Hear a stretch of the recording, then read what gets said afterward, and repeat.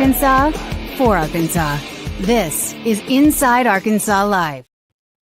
And welcome into Inside Arkansas Live here on this beautiful day here in the great state of Kentucky. Appreciate each and every one of you listening in and watching in here on the show. I'm John Neighbors alongside Curtis Wilkerson and Andrew Ellis. And it's going to be another great one here on a Friday. Happy Friday to everybody. It's game day eve between Arkansas and Kentucky happening here at Rupp Arena in Lexington tomorrow night, 9 o'clock local time here, 8 o'clock for all you people back there in Arkansas. And fellas, how we feeling? Back at KSBAR once again. And, Lexington's been really good to us, but it's a great vibe here today again. Yeah, no doubt about it, man. It's been a real good trip, and I'm glad we're finally getting closer to this game. We've been here, it feels like, for a week, and we keep sitting here at the show, and just naturally we're like, oh, yeah, they're tipping off tomorrow night. Yeah, Cal's return tomorrow night. And then we're like, oh, yeah, it's actually like 4 days from now. Yeah. It finally legitimately is tomorrow night. And, I'm looking forward to the game, getting down there, checking out Rupp, and seeing if Cal and the Hogs can get it done. Most importantly, the last 2 days we've done the show without eating lunch. We were traveling on Wednesday. Yes. Yesterday we got here. We were getting set up, and, it's our first time here. We were trying to get the lay of the land, and we just kind of started the show and then didn't end up eating our first meal until about 5 o'clock. Today we ate lunch, and so I feel like that's a good tone setter for the show. My mood is definitely going to be a lot better on the show due to that fact, and so I'm excited. I'm happy to be here, and I really just love this place. Honestly, man, Lexington is a cool place in general, but if I lived here, man, I would be at KSBAR every single day. Yeah. Well, we got lunch. I think I got some really healthy options of the beer cheese queso is what I went with. I guess you went with the cheese logs. Is that what it was called, Curtis? Yeah, the cheese logs? fried. There's nothing wrong with fried cheese, Listen, man. it's the best. The menu was funny. It was like you're used to Tyler Eulis-sized mozzarella sticks, and these are something else. But, they were good, man. Yeah. And you went with the what'd you go with? I got some wings. I got the sweet barbecue wings. Okay. And literally everybody we've talked to and everybody that's been commenting is like, wings, you got to get wings, get wings. They're good. They're very good. And I got just the lunch portion, so I didn't eat too much to where I feel gross. Go. And so, I'm feeling good. Yeah, well, we're feeling good, folks, and we're going to get to a lot of things here today to discuss. Of course, we're going to have a little What to Watch presented by Bryant Technologies. We're also going to do a little preview weekend of all the sports that are going on, talk a little bit about that and some betting lines with BetSaracen. We'll have your Alumni Hall question of the day. And, of course, we'll get to your chats and your phone calls. Phone lines are open. You can call in at 478-344-6623. So here we are, guys, and it's something to where we've talked about this game. It's been talked about nonstop. And we have looked at the scenarios and knowing that, I guess, according to BetSaracen, Arkansas was an 11.5-point underdog in this game. And we'll see what it looks like as soon as the game closes or at least gets to it. But the biggest question becomes is impact and residual effect. We talked with Jack Pilgrim yesterday. We may have some other guests here today from KSR. But simple question, like the title says, what if John Calipari, what if Arkansas wins this game? What is going to be the impact, the effects, whether it's on Arkansas and Cal or Kentucky and Pope? Just if Arkansas was able to pull off this massive upset where all eyes are on this game, what would that mean? I think it would, believe it or not, mean more for Kentucky than it would Arkansas. Yeah. That's a tough one for Mark Pope because he's just done everything right in terms of staying in the good graces of this fan base early on. And they're not asking for much other than don't lose to your predecessor at home when his team is next to last in the SEC. That would be a tough one for him. I think that reaction and outcry would be even more than Arkansas getting this win. It would be a really big win for Arkansas, but you would just still have to hope that it was just one of those we've been waiting for it to click, unifying type of moments that could spark a streak and them stringing together some wins. Because in a vacuum, Arkansas going on the road and beating Kentucky, quad one win, yeah, good Lord knows you'll take all the dubs you can get at this point, but it does not solve the issues or doesn't pull them out of the hole that they've dug for themselves. So I feel like it might mean a little bit more for Kentucky. I think I like that take a lot. I actually agree because, one, Kentucky, if either of these two teams are really going to go on a run and march and be a notable team nationally, it would definitely be Kentucky. Just kind of at where we're at. Of course, if Arkansas found a way to make it to the NCAA tournament, I feel like that would be a pretty notable story, and it would take quite the run to get there. But like you said, Curtis, if Arkansas wins this game, that would be their biggest win of the year for sure. A true road win, big-time performance, and obviously the stakes of the fan base rivalry and all that. But there would still be a lot of work left to do. And so I'm just still remaining not super optimistic that Arkansas could do all of that work that it would take to get them back in that NCAA tournament mix. Tomorrow would certainly be a good start, but I agree that I think the big stakes in this game come on the Kentucky side. You're at home. It's your first chance to really shove it in Cal's face, shove it in the Arkansas fans' face. You're having a good season. You're coming off of a huge win that I think allowed the Wildcat fan base to exhale a little bit. You go ahead and win this game. I think they'll start to feel really good about their team, which they should, by the way. Yeah. They'll feel really good about their coach, which they should, by the way. But I agree that, like, if there's real stakes in this game, it's on the Kentucky side because they really cannot afford to lose.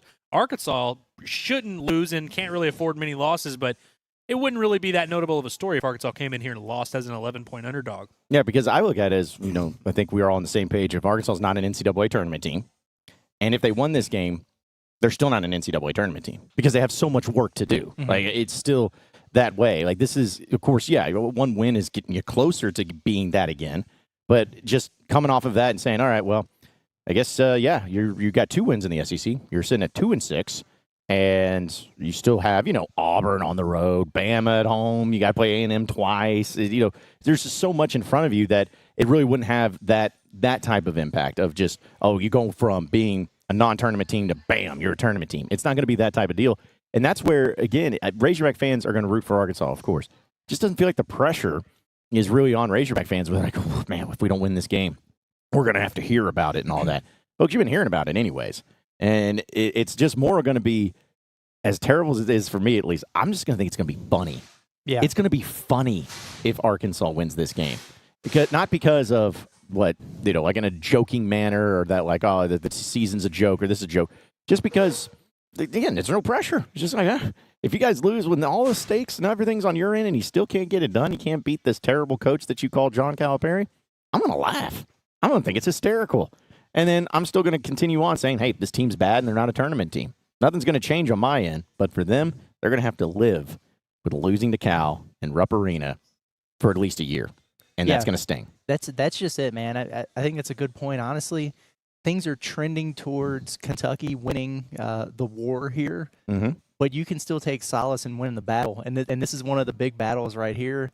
But yeah, if they were able to get that done, because we've been in a position where I think the whole time we've been pretty good about, like, yeah, we're gonna talk our trash, or we're gonna get in on the banter. That's part of the fun of this rivalry and this situation. But we're also realistic, and so right now and for the past few weeks here, we just had to kind of grin and bear it and just take it. 'Cause what can we say? Oh. We can't say anything, So it's like, yeah, you guys look great. Arkansas is really struggling. I don't know what to say, but that would give you something. And that's what I think Razorback fans need. They would take it to an extreme level, but good on them if they're able to do that, man. But yeah, it's just a small sliver of bragging rights, and then Arkansas might finish, 5-13 in the SEC, and Kentucky wins 25 games or whatever. And at the end of the year, you can't really say too much again. But for a moment, you could get them. Mm-hmm. You got to have a win here somewhere. As transactional as sports have become in the world today, especially college sports here lately with NIL and all that, we lose that like human element of like these are real people that we have these experiences with. You bring in a coach like Calipari, and we all know what that means. But I don't think the Razorback fans have that real connection because you haven't been to battle with the guy. You haven't come out on top of those wars with the guy. I think it all starts with moments. When you think of all the coaches and players that you really love, like we think about Eric Musselman all the time. We have these moments that we're able to look back on and say, that was an awesome time where we went into battle with Eric Musselman and we came out and he loved being a hog and all that. Nights like Saturday night are opportunities for both of these fan bases. Same on the side with Kentucky and Mark Pope. Obviously, they like him. They've built a few of these moments with some big wins early in the season so far. This would be a moment they could really rally behind their guy, and that's how you really develop that connection. And so I think from the Arkansas side of it, we've been kind of desperate for that with Cal. And obviously, the Madison Square Garden win was awesome. Yeah. In the moment, it really did feel like that. It did feel like, hey, this is going good. And I think that win did a lot. Obviously, they've since kind of ruined that. But I think this would be like kind of the first real big moment where the fan base could get behind a guy. If Arkansas goes in there and wins, I think that would do a lot for a lot of the fans who have been kind of hesitant to really embrace Cal. And look, there's no shame in that. Obviously, we understand why, especially just given how the years played out. Of course, I think that you have to start building that goodwill with moments, and I think that Saturday night is going to be that. one way or another. It 100% is, and you just got to give them a morsel, man. Mm-hmm. You give Razorback fans an inch, they will gladly take a mile. Yes. So just give them that. Exactly. Give them that. Give them a little crumb, man. Keep them on the hook. That's all you got to do. It was interesting. I was listening to KSR this morning because I was like, I know they're going to be previewing this game. I wonder what they're talking about. And one of the things that they were bringing up is like Cal has always had this propensity to win a game or two, like he has no business winning. You know, he's going on the road, underdog, you're shorthanded or whatever, and they just have like this out-of-body 40-minute experience and win a game that they did over and over and over, and they were speculating. They're like, that could be us here. I hope it is. I hope it is because that's the thing. You look at this matchup with Kentucky, and like I've watched a lot of Kentucky basketball this year. Very, very good. Mm-hmm. They're not unbeatable. Right? They're not very. They've got some problems on defense. They're not knocking down threes. They're very vulnerable. They've lost to some teams they shouldn't have lost to. Like it's a winnable game. But Arkansas so far this season, with the exception of Michigan, which they almost choked it away. They haven't shown the ability to rise up and play well in games like this so far, and they dang sure haven't been good on the road in SEC play. So they're just gonna have to do something that we haven't seen so far. Yeah, I don't know. Yeah, maybe it happens, maybe it doesn't. But I tell you what, we heard from John Calipari yesterday. I wanted to play this clip about a letter to Kentucky fans real quick because again, that's the storyline and everything. So I just want to play that. Hearing from John Calipari yesterday in his press conference. Kentucky. Well, I'm an opposing coach walking in the building, and I get that, and I'm not bitter in any way. What I did was right for me and my family, but it was also right for Kentucky. And Mark Pope has done a fabulous job. He knows that program because he played in it. He was the right guy for that job. And I'm walking back into that environment. Yeah, there may be some boos. There may be a lot of boos. That doesn't change anything for me. It doesn't change the. Okay, so just, I know we talked about the booze and everything like that, but to me, it's just a matter of, forget about the emotions. Forget about all of this stuff. It's still going to be a basketball game. You're still going to have two teams going at it, and you're still going to have two teams that are trying to win this game for various reasons. And it's just going to come down to, I feel like, and I hate to be this way, but Arkansas's best chance of winning this game is going to be if Kentucky plays bad. Like they're going to have a bad shooting night. Part of the equation. Yeah, I mean, and it's unfortunate because you never want to admit that, but it's the truth. Because I believe that if Kentucky just plays their B game, just a B game, they're going to win no matter what. Like that's how I feel about it. But if they play a C game and Arkansas maybe plays a B game, then you win. But it's hard to just bank on that and just assume, well, all right, Kentucky, they're going to play a bad game. That's just how it is. It seems like part of the equation. And even when if they do play a bad game, you still got to play something. You guys still got to have somebody go for their best game. And that's for me. My question is like, what does an A game for Arkansas look like? We've never seen it. Was it the Georgia game? Like, is that as good as it's going to get here moving forward? I mean, I think there's better basketball to be played than that, but they've just been so consistently underwhelming that at some point in a season, like you just are who you are, right? I really hope that that's not the case with this basketball team, but we're 20 games into this thing. Do they have another level that they can take it to? It's weird because there's been this, a little bit of a reset with Boogie out and everything that he contributed to the cause, and you just got to play a completely different style, a different brand of basketball now. So I think that this group that they have is going to continue to come together and get a little bit better. I don't know what the ceiling looks like. When is the last time we watched Arkansas play and think, well, that was an A game? The Kansas exhibition game. You know what I'm saying? Yeah, and it's like we haven't seen that in SEC play. I mean, we were talking about it after the Georgia game that they actually won, and we were like, I think I actually gave them like a C+ overall performance. I'm like, I mean, they really didn't play that great. They just made enough plays to win down the stretch. And I think this week off is kind of interesting where I don't know what to make of it. We always kind of talk about it, rest versus rust, and, is this week – I don't know how much real development this team has made in these last 6-7 days, or if they maybe found something in practice or whatever. I would imagine it certainly didn't hurt. But I think that's a good point that we've only seen 2 games of this team without Boogie Flant. So we don't really know what that ceiling is. We don't really know what this team is capable of, good or bad. I mean, the 2-game sample size we have is an ugly win against Georgia and an ugly loss against Oklahoma.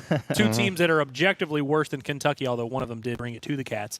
And so I think there's a lot of just kind of unknowns with this Arkansas team. One, because you just never know what you're getting out of most of the individual pieces. But we always kind of use those terms like, oh, this team's got a high ceiling. They've got a lot of potential. And that is like true to an extent. I really don't think we know what that is. And I don't even mean that as a knock. I just mean like we don't have enough information yet with this team outside of Boogie Flandon. I know there are a lot of Hog fans who would kind of talk themselves into the idea that the ball movement's been way better without Boogie Flandon. They're firing on all cylinders. They're averaging like 64 points a game on 12% shooting. But you know, either way. And so I think if you're a Hog fan going into this game, I think you're right that, one, Kentucky's going to have to stink in this game. Like, no doubt about it. But we said yesterday today on Pot at the Palace that I didn't know if Arkansas had the firepower to really go toe-to-toe with Kentucky if they do play even a like B-plus type of game.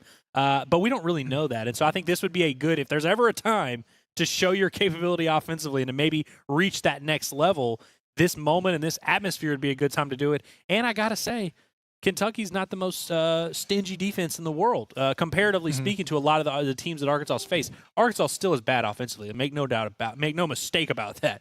But I do think like if there was a case to be made that this could be a game we see a little bit of a breakout offensively. You have the week off. You have they kind of have a little bit more of an identity now because they've played a couple games without Boogie Flandon. Now they know what they want to do.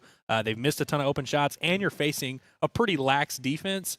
Maybe you see something, but still not super optimistic. But there's a case to be made for it. Right. How many? What is Kentucky average points per game? I mean, it's well over 80. Does Arkansas have 80 in them?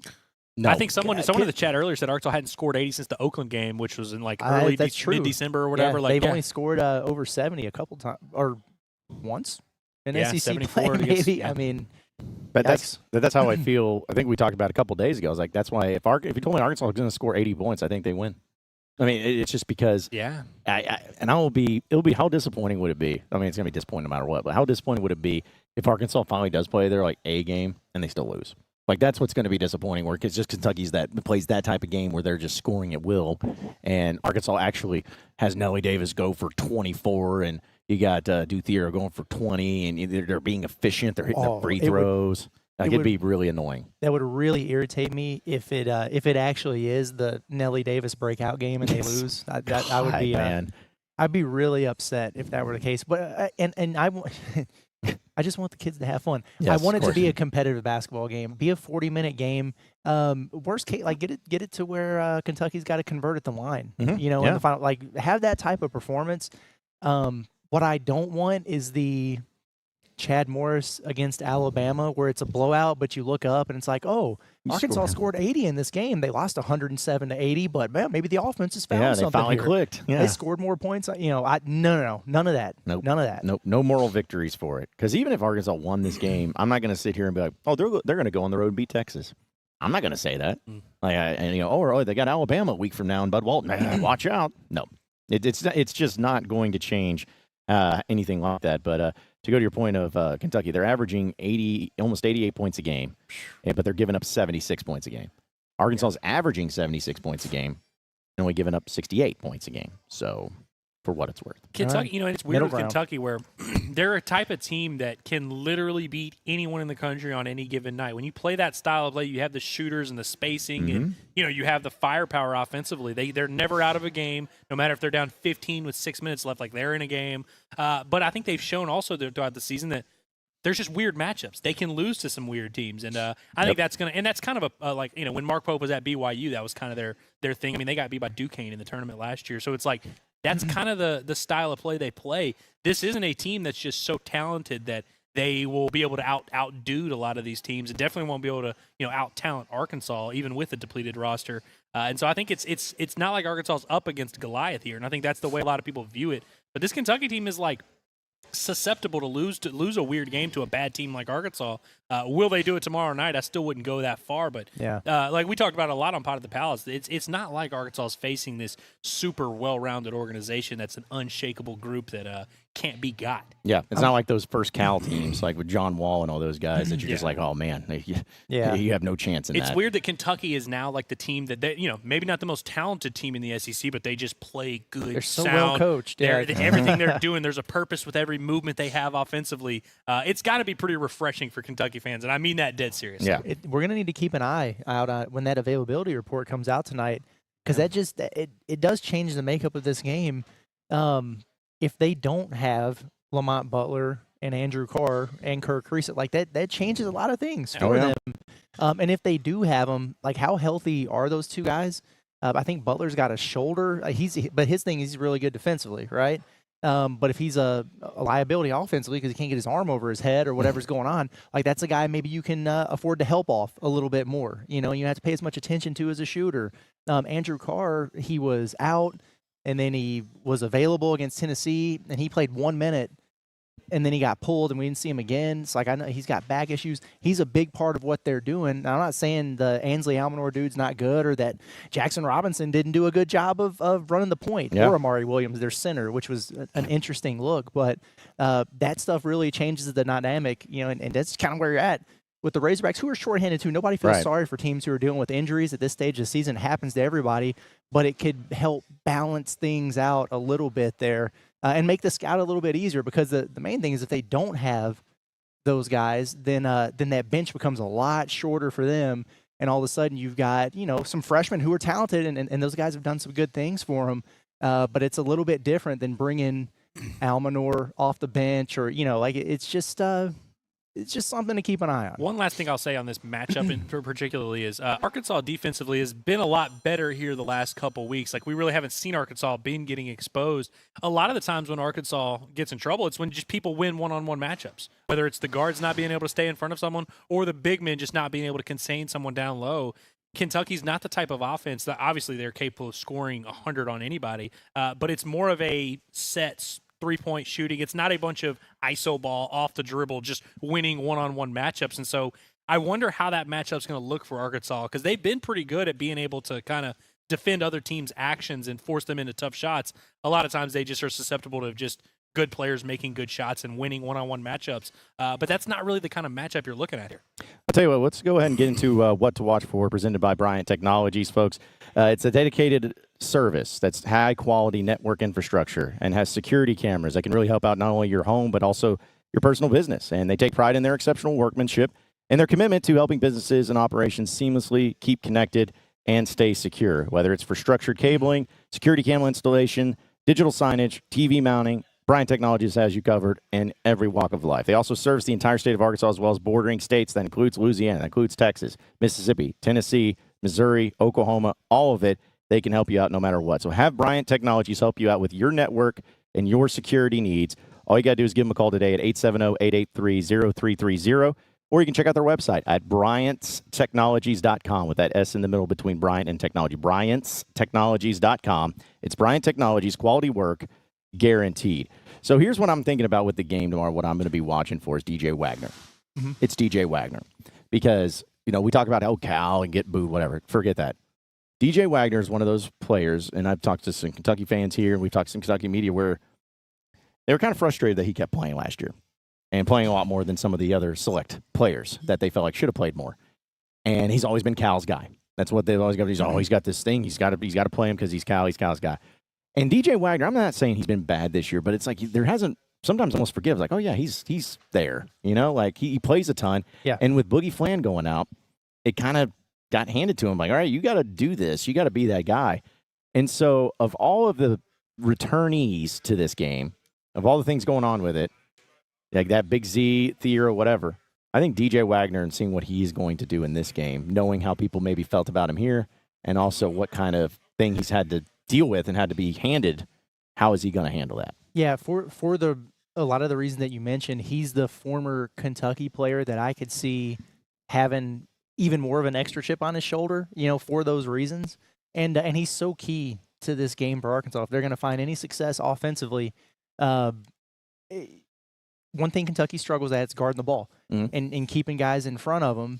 DJ's really good at getting downhill and getting to the rim. Now, what did they do against Tennessee? Like Mark Pope said, hey, we're going to let him shoot threes all day as long as it's the guys who we want to shoot them. DJ's probably going to be one of those guys, so if they're sagging off of him, he won't have those driving lanes, but they go under a ball screen, step up, knock down a three or two, and force them out of that, and then you can get some driving lanes open. If he's cooking, could be a really big thing for Arkansas. He's averaging 10 points per game. He'll probably, you can pretty much pencil him in for 10 to 12 a game, but he's had some of those moments where he's gone off. He was really, really good against Michigan, and there's this thing with DJ where he is consistent, but sometimes he flips a switch with his aggressiveness and his toughness, and he kind of takes it to a different level, and that's what I think Arkansas is going to need to see from him in this game. And it's really funny because Cal's been doing a thing where he's like, I got to get DJ off the floor. Like, I can't play him the full 20 minutes every second half or whatever. I wouldn't be surprised if he played all 40 in this game. I really wouldn't. But I'm with you, man. I think he's going to be really, really important for Arkansas because he, by himself, could fundamentally change what Kentucky's trying to do defensively. Yeah, it is weird with all the weird guys on this team that you don't really know what to expect game to game. DJ kind of has been the most consistent, and that's not to say he's been the best player on the team. I mean, Adu Thero's definitely been that. But from a game-to-game standpoint, yeah, like you said, you kind of know what you're getting from DJ Wagner. And I think his leadership is definitely important. Obviously, coming into the year, he was one of the few players that had played for Cal, had played big minutes in the SEC, and so yeah, that mattered a lot. But you touched on it, how he kind of seems to have a feel for when it's his time to step up, when it's his time to do this. And I would also say, just going back to the Kentucky fan thing, one, I heard Matt Jones today when you were listening to him say, I don't think Kentucky fans hated DJ Wagner. Oh, they do. And we hear him every day on the show. I mean, he gets the ones that listen to this show do. Yeah, maybe there's a discrepancy, but we hear a lot of DJ Wagner hate. Do we agree that it's a little overblown, the whole he started over Dillingham and Shepard? Like, it's not like Dillingham and Shepard, like Reed Shepard played more minutes than him, even though he came off the bench. Antonio Reeves played more minutes, started, like, got a ton of shot attempts. I think DJ Wagner was 5th on their team in shot attempts.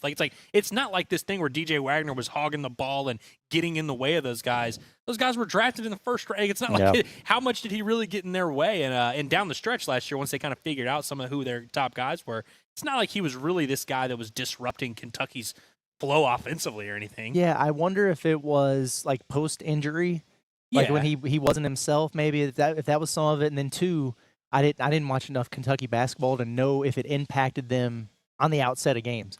Yeah. Like, they were like notorious for getting off to slow starts, and they'd sub Reed in, and all of a sudden they're that I don't know. But the starter, I always think about like starter value. Like JD Notte he should have started every game for Arkansas in his first year eligible. He was the 6th man, but he played 30 minutes. Like, he was a starter value player.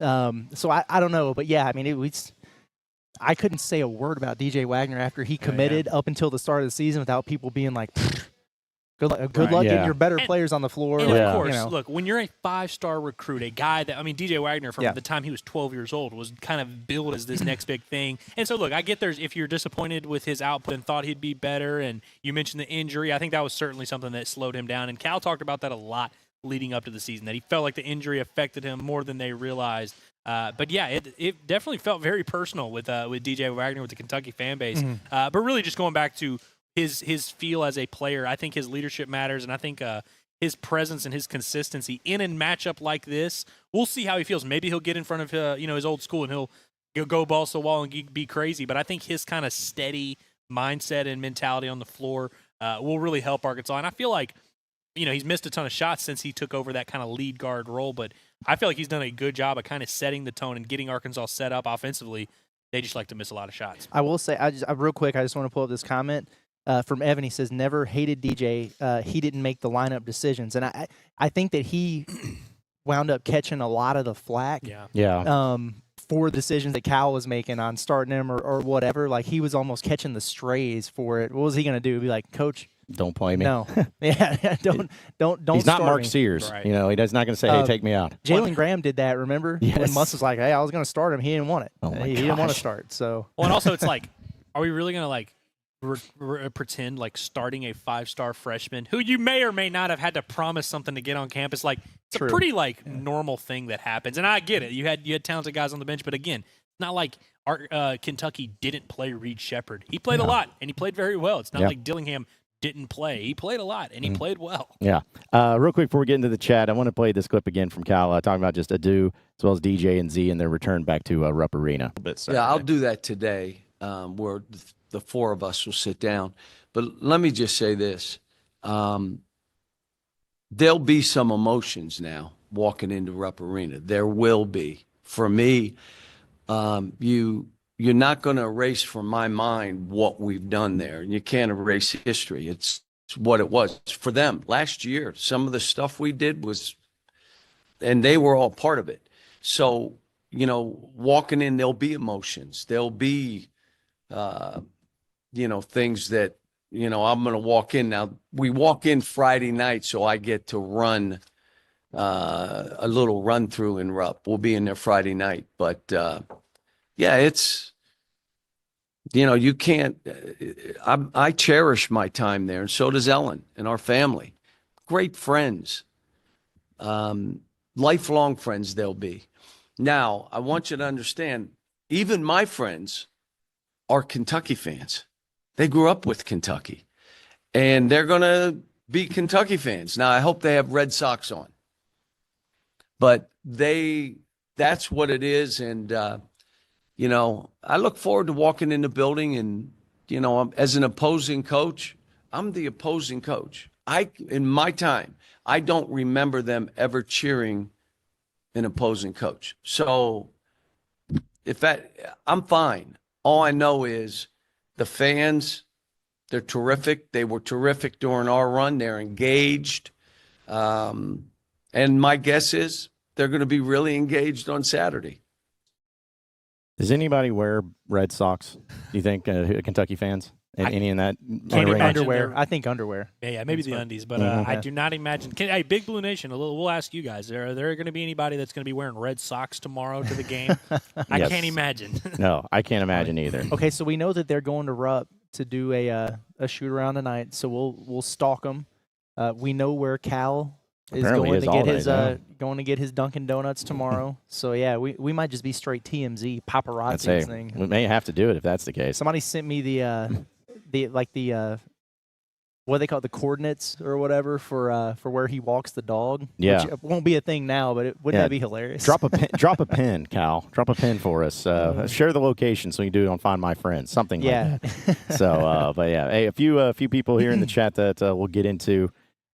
Geez, some of these are absurd, but how about this? David says Andrew wearing the blue today in incognito. Yeah, I honestly didn't think about it whenever I was, dressing myself this morning.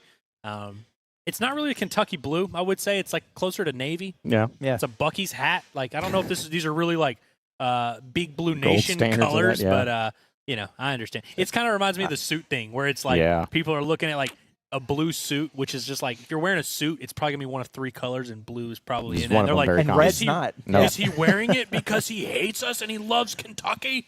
It's like I can't. I just wearing a long sleeve navy shirt, and people are like, he loves Kentucky. What's he doing? Not only that, but during since Cal wore that for the Missouri game, it's like of all games to wear the Kentucky.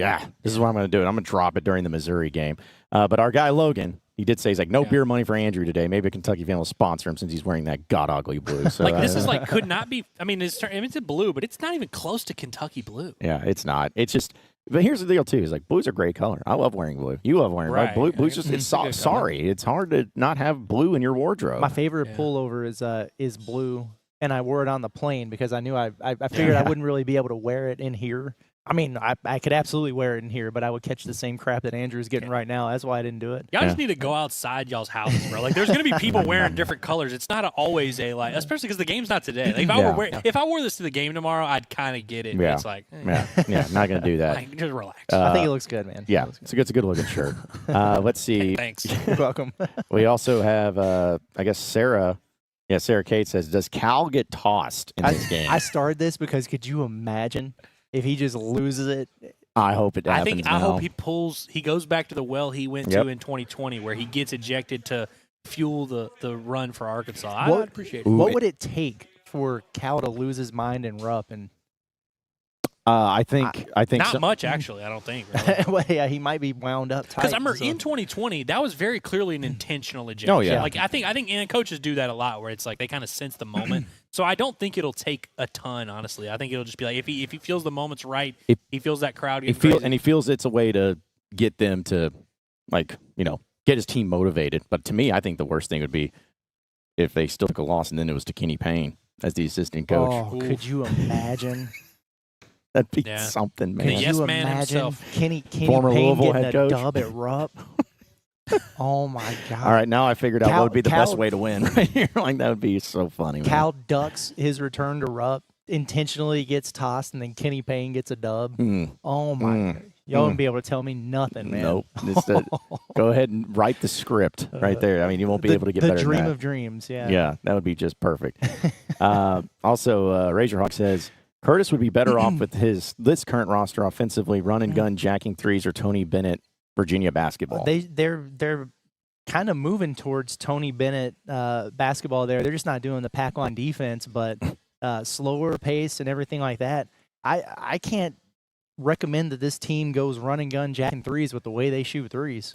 No. I can't do it, man. In this particular matchup, too, it's like, do you really want to get into a 3-point shootout? It's like, I don't know, man. Why? And like Tony Bennett's teams at Virginia were far less talented than a lot of the teams that they would play, but they were always in games because they were so good at limiting possessions. Like, you don't have enough possessions to pull away from somebody, then you can't blow them out. Yep. That's the recipe, you're up man. 6, as a Virginia team, if you're up 6, insurmountable lead. They're just Seriously. the possessions aren't going to add up. Yep. Also, I like this from Heartbroken Hog, because we've talked about this. We need an Inside Arkansas bar for real. Listen, after seeing this at KSBAR, it's like a dream. Like, I couldn't imagine having where who needs a studio when you can just do it at your own sports bar? You know what I'm saying? And then, like, just have people like, hey, we know every day if you come in here, you can't complain because, these sports guys are talking sports. I want to talk sports. It's like, well, you're in our bar, so you can just shut up and listen, or you can go somewhere else. I mean, that'd be the great way to do it. So, these are goals. I like how goals. even in the fantasy, we're kicking people out of the bar. Yeah, like, even in the fantasy fitting. world where we have it, we're like, get out of here, kick rocks. Yep, But, exactly. Have you guys gone through your beer brewing phase yet?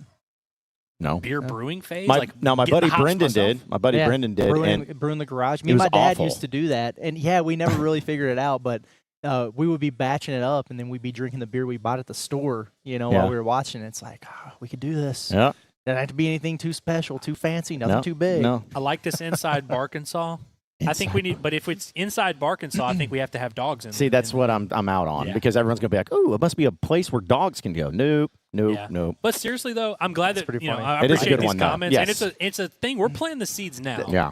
It's going to take us a minute, but we're going to keep planting these seeds. We need you, the fans, to stay on board and stay keeping that vision. Rakeem Boyd, if you're listening. Yeah, let's set up a meeting. We can all go in on this together, because this was your idea was to open a bar on Dixon. So we'll just go in, joint venture, and see what happens. Dude. Scooter Harris is on the Scooter. Discord these days. We can get him in there. Speaking too. of, as far as the random people, we just need to get Rakeem Boyd and BJ Young on our show at the same time just to see what happens. They have I nothing agree. in common other than just kind of, saying things. And so I'm like, all right, let's do that. Let's have some fun with that and do it that way too. So, but Katie I'm glad you brought this up. says from Twitter, she's a Kentucky fan. She says, no one is really talking about Ulyss. He's the one that really hurts our hearts. Couldn't boo him if I tried, and hate for him to catch strays. So, well, I'll say this, because we always joke about it. No one's really talking about when we do talk about it. But as far as like the ones that have been talked about in their return, the Ulyss one I think has also been the least talked about between Cal and the 3 former players and all that. Because no one's giving a rip about, Kenny Payne's return or, Chuck Martin's return. But the Ulyss thing is definitely I'm trying to see what a comparison would be for like Arkansas. Would it be like I don't know, who's a very beloved recent player that would be there? I almost said Devo Davis. No, come on now.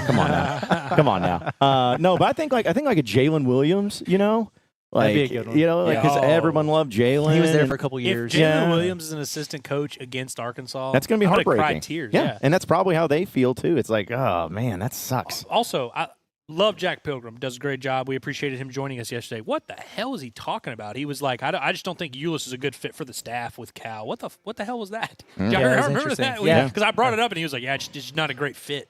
It's like, what I do don't you mean? Let's say I feel like I don't know what he like.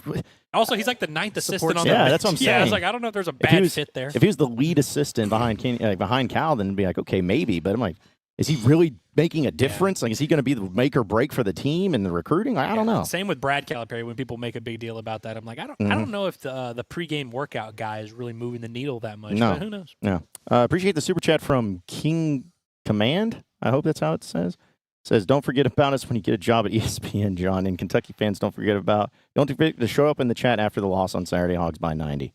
Thank you. Not a King. baby. Yeah, thank you, King. Well, I'm not leaving for ESPN. I can promise you that. I doubt my takes would be welcome there, and they don't really care about the Arkansas people. But thank you, and yeah, Kentucky fans, you better still stay with us even after that loss.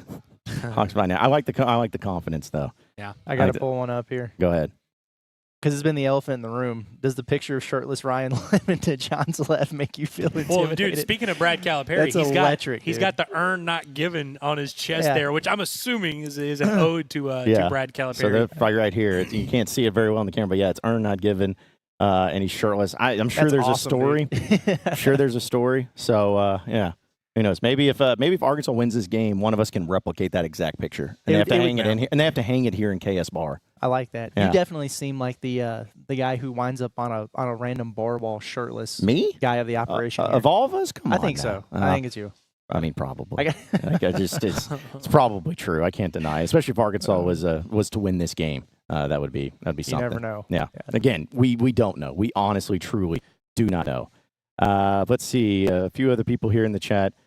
Jared says, what's funny is that people wanted Ulis to start when he played here as well. Did he LOL. not start? He was like the SEC player I thought of the he year did. or something like that. Yeah. Maybe he didn't right away or something. I mean, he was like a 3 or 4 year guy. So But I he didn't see that, was but, so good that, or at least we didn't he started recognize over that. Devin Booker. Now to think about it. Yeah. That's crazy to think about, but yeah. Man. Also, our guy Logan just says, yeah, Jay Will or JD Note would also be a tough. I don't think Note's got a coaching career in front of him. I don't think if I'm that's his being honest vibe. with you, I don't think he's interested in that. I think he's a pure hooper. So let's ask that of since we'll do musts. Okay. Of all the must players, who would be the most likely to become a coach in basketball? Trey Wade. Trey Okay. Wade's a great call. Yeah. Jalen Tate. Tate. I think Tate would. He even looks like he could become a coach. You know what I'm saying? Like he has the look of a coach. Yeah, I'm trying to think. There's not a ton of real cerebral cats that played under Muss. You know what I mean? Like, yeah, that's crazy. true. Like I hate to say that. It's like, Cerebral cats. they're and I don't mean wildcats. Nah, I just figured. mean fellas. Moses. Moses, I guess. NBA guy. Yeah. I mean, I think Jay Will actually is a really good call. Jay Like, Will is a obviously, good I think Jay Will's got some hooping to do for the next decade or so. But when he's done, I could definitely see him. Jay Will. I was actually talking to my boy Hazelwood about this, and Hazelwood was saying he loved going to the games when Jay Will was there because he talked so much, and he was such a big deal. I know we joke about him getting busted by all the post guys, but his communication was such a big deal. Even when he was a freshman, that was like one of his big calling cards. So those kind of guys kind of check the boxes. Well, 6'10", is that too big to be a coach, though? No. No. Mark Pope's like 6'10". Is he 6'10"? He looks really tall. He is tall, He is yeah. a very He looks tall, super tall tall. guy. Yeah. Somebody will tell us. What about Jimmy Witt? Yeah, I could see No, I Jimmy could- Witt. yeah, Jimmy Because he does all those little camps and stuff too. I could see You know? Jimmy Does Witt. Jimmy Witt have a loud enough voice to project That and I don't speak? know. You know, I don't know if the Yeah. players would really resonate with him being like, guys, come on, guys. Mhm. Y'all got to get in position. Come on. Yeah. Can't see. Is there any height? 6'10", 6'10", yeah. 235. He's Dude, 6'10". Mark Pope is a hoss, bro. He might He's be a hoss. He might be the tallest coach in SEC basketball history because I don't think Stackhouse was 6'10". The Stackhouse wasn't that tall. He was like 6'6", 6'7". So yeah, he might be the tallest in history for what that's worth. But yeah, listen, that was kind of talking about players becoming coaches and everything. We brought up Jalen Williams. There was somebody that I don't know what it was, but if there was ever as far as like favorability or approval rating, if you will, of a player's career in Arkansas basketball, to me his might be the highest of like. Because you think about it, that first year, we're going back in time here. It's almost like I remember Wednesday, but like when that first run in the SEC into the Elite Eight, he Muss had to say, all right, here you go, Moses. Everyone knew Moses was great, but then Devo and Jalen Williams, true freshmen, brand spanking new, go out there and they were pivotal in that run. And it was just kind of set the tone there. And then Jalen Williams, obviously having 2 years, but just he was just the type of player that was like, man, everyone liked. No one had a problem with. No one hated when he went in the game. No one hated when he shot a three. No one got frustrated because of him trying to take so many charges other than other teams. But, yeah, to me, that would be, again, fun summer talk, right? We need to write these down. like the best, most approval rating for a basketball player in Razorback history. Yeah, like I think he's up there, man. Corliss would be probably number one. I have a feeling, but there'd be some right there too. Right. So. This is a fair-ish That's, comparison. yes. From Finch there. It's a good point. Ronnie Brewer. If Brew went, if he went to another SEC school, I'd be salted. I'd be mad. I would definitely be mad. I'd text him and be like, dude, what are you doing here? What's happening? Like, what if he went to go work for Muss? Yeah, well, I feel like the fact that he made it through the Muss Calipari transition means he's tapped in for life, but who knows? Yeah, let's just be honest. Ronnie Brewer ain't going nowhere unless it's just something he really wants to get into the coaching ranks. And he had opportunities. Yeah, after Muss left. Yeah, and I mean, and listen, Cal, because we talked about like, man, is Cal going to retain any of these guys? And he retained Ronnie, and I guess Riley Hall were kind of the big ones from the Muss deal. But I just don't see it. Anton Beard. Apparently he's coaching at North Little Rock, according to our guy, Logan Kocher. Nice, okay. My Eskimo brother, Anton Beard. I'm sorry? Yeah. Can I beg your pardon? I'm not going to go any further. You're just going to drop that and we're just going to move on from it? Yeah. Okay. All right. Exactly. Well, we're live. Yeah, jeez. It's like, how do we move forward? Yeah. It's like, just... Well, you need to spell it out. No, I mean, we don't need to go. It's just there's so fun. A common woman. Yeah, I know. I think a lady of the night, if you will. Like, you can't just throw that out there, though. But it just, we'll talk later. Yes, we'll get into that. I love that. I love it. Yeah, I was not expecting that, but that was great. That was great.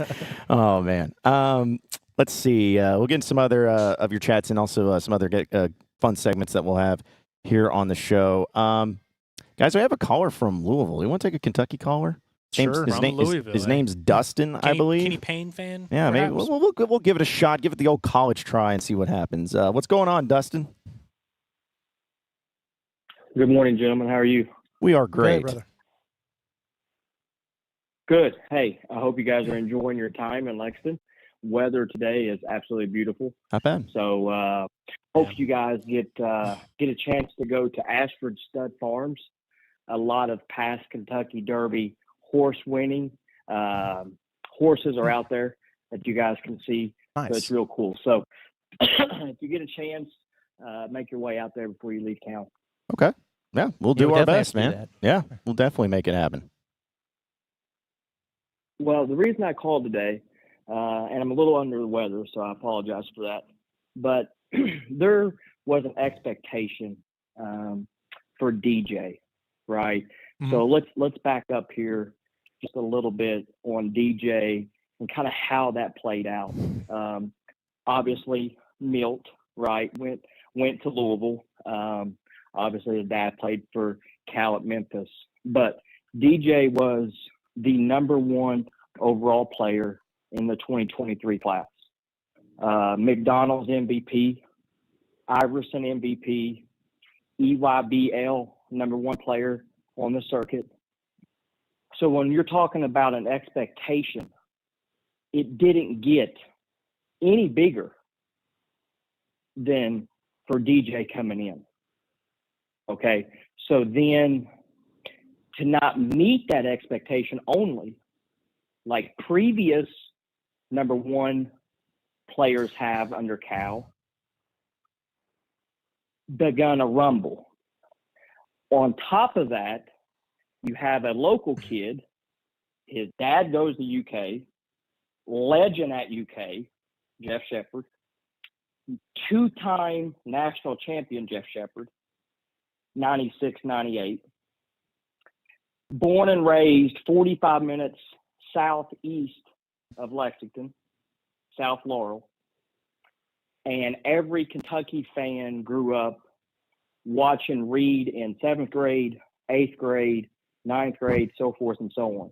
Very similar to a Malik Monk in Arkansas. Not to that athletic ability, nothing to that. I'm just talking from a local standpoint.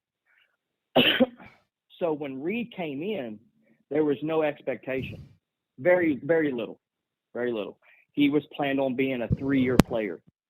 What we saw as Kentucky fans was when Reed was inserted, not only energy went up, but decision-making. And what I'm seeing as a Kentucky fan is DJ still struggles with two things. In high school, he was a 29% three-point shooter. Mm-hmm. At Kentucky, before he got hurt, he was dingling in the high 30s. I personally play ball Division II. Do not see DJ Wagner ever being a 35 to 37% three-point shooter. Well, hey, listen, we appreciate the Great. call, man. We appreciate the call, Dustin.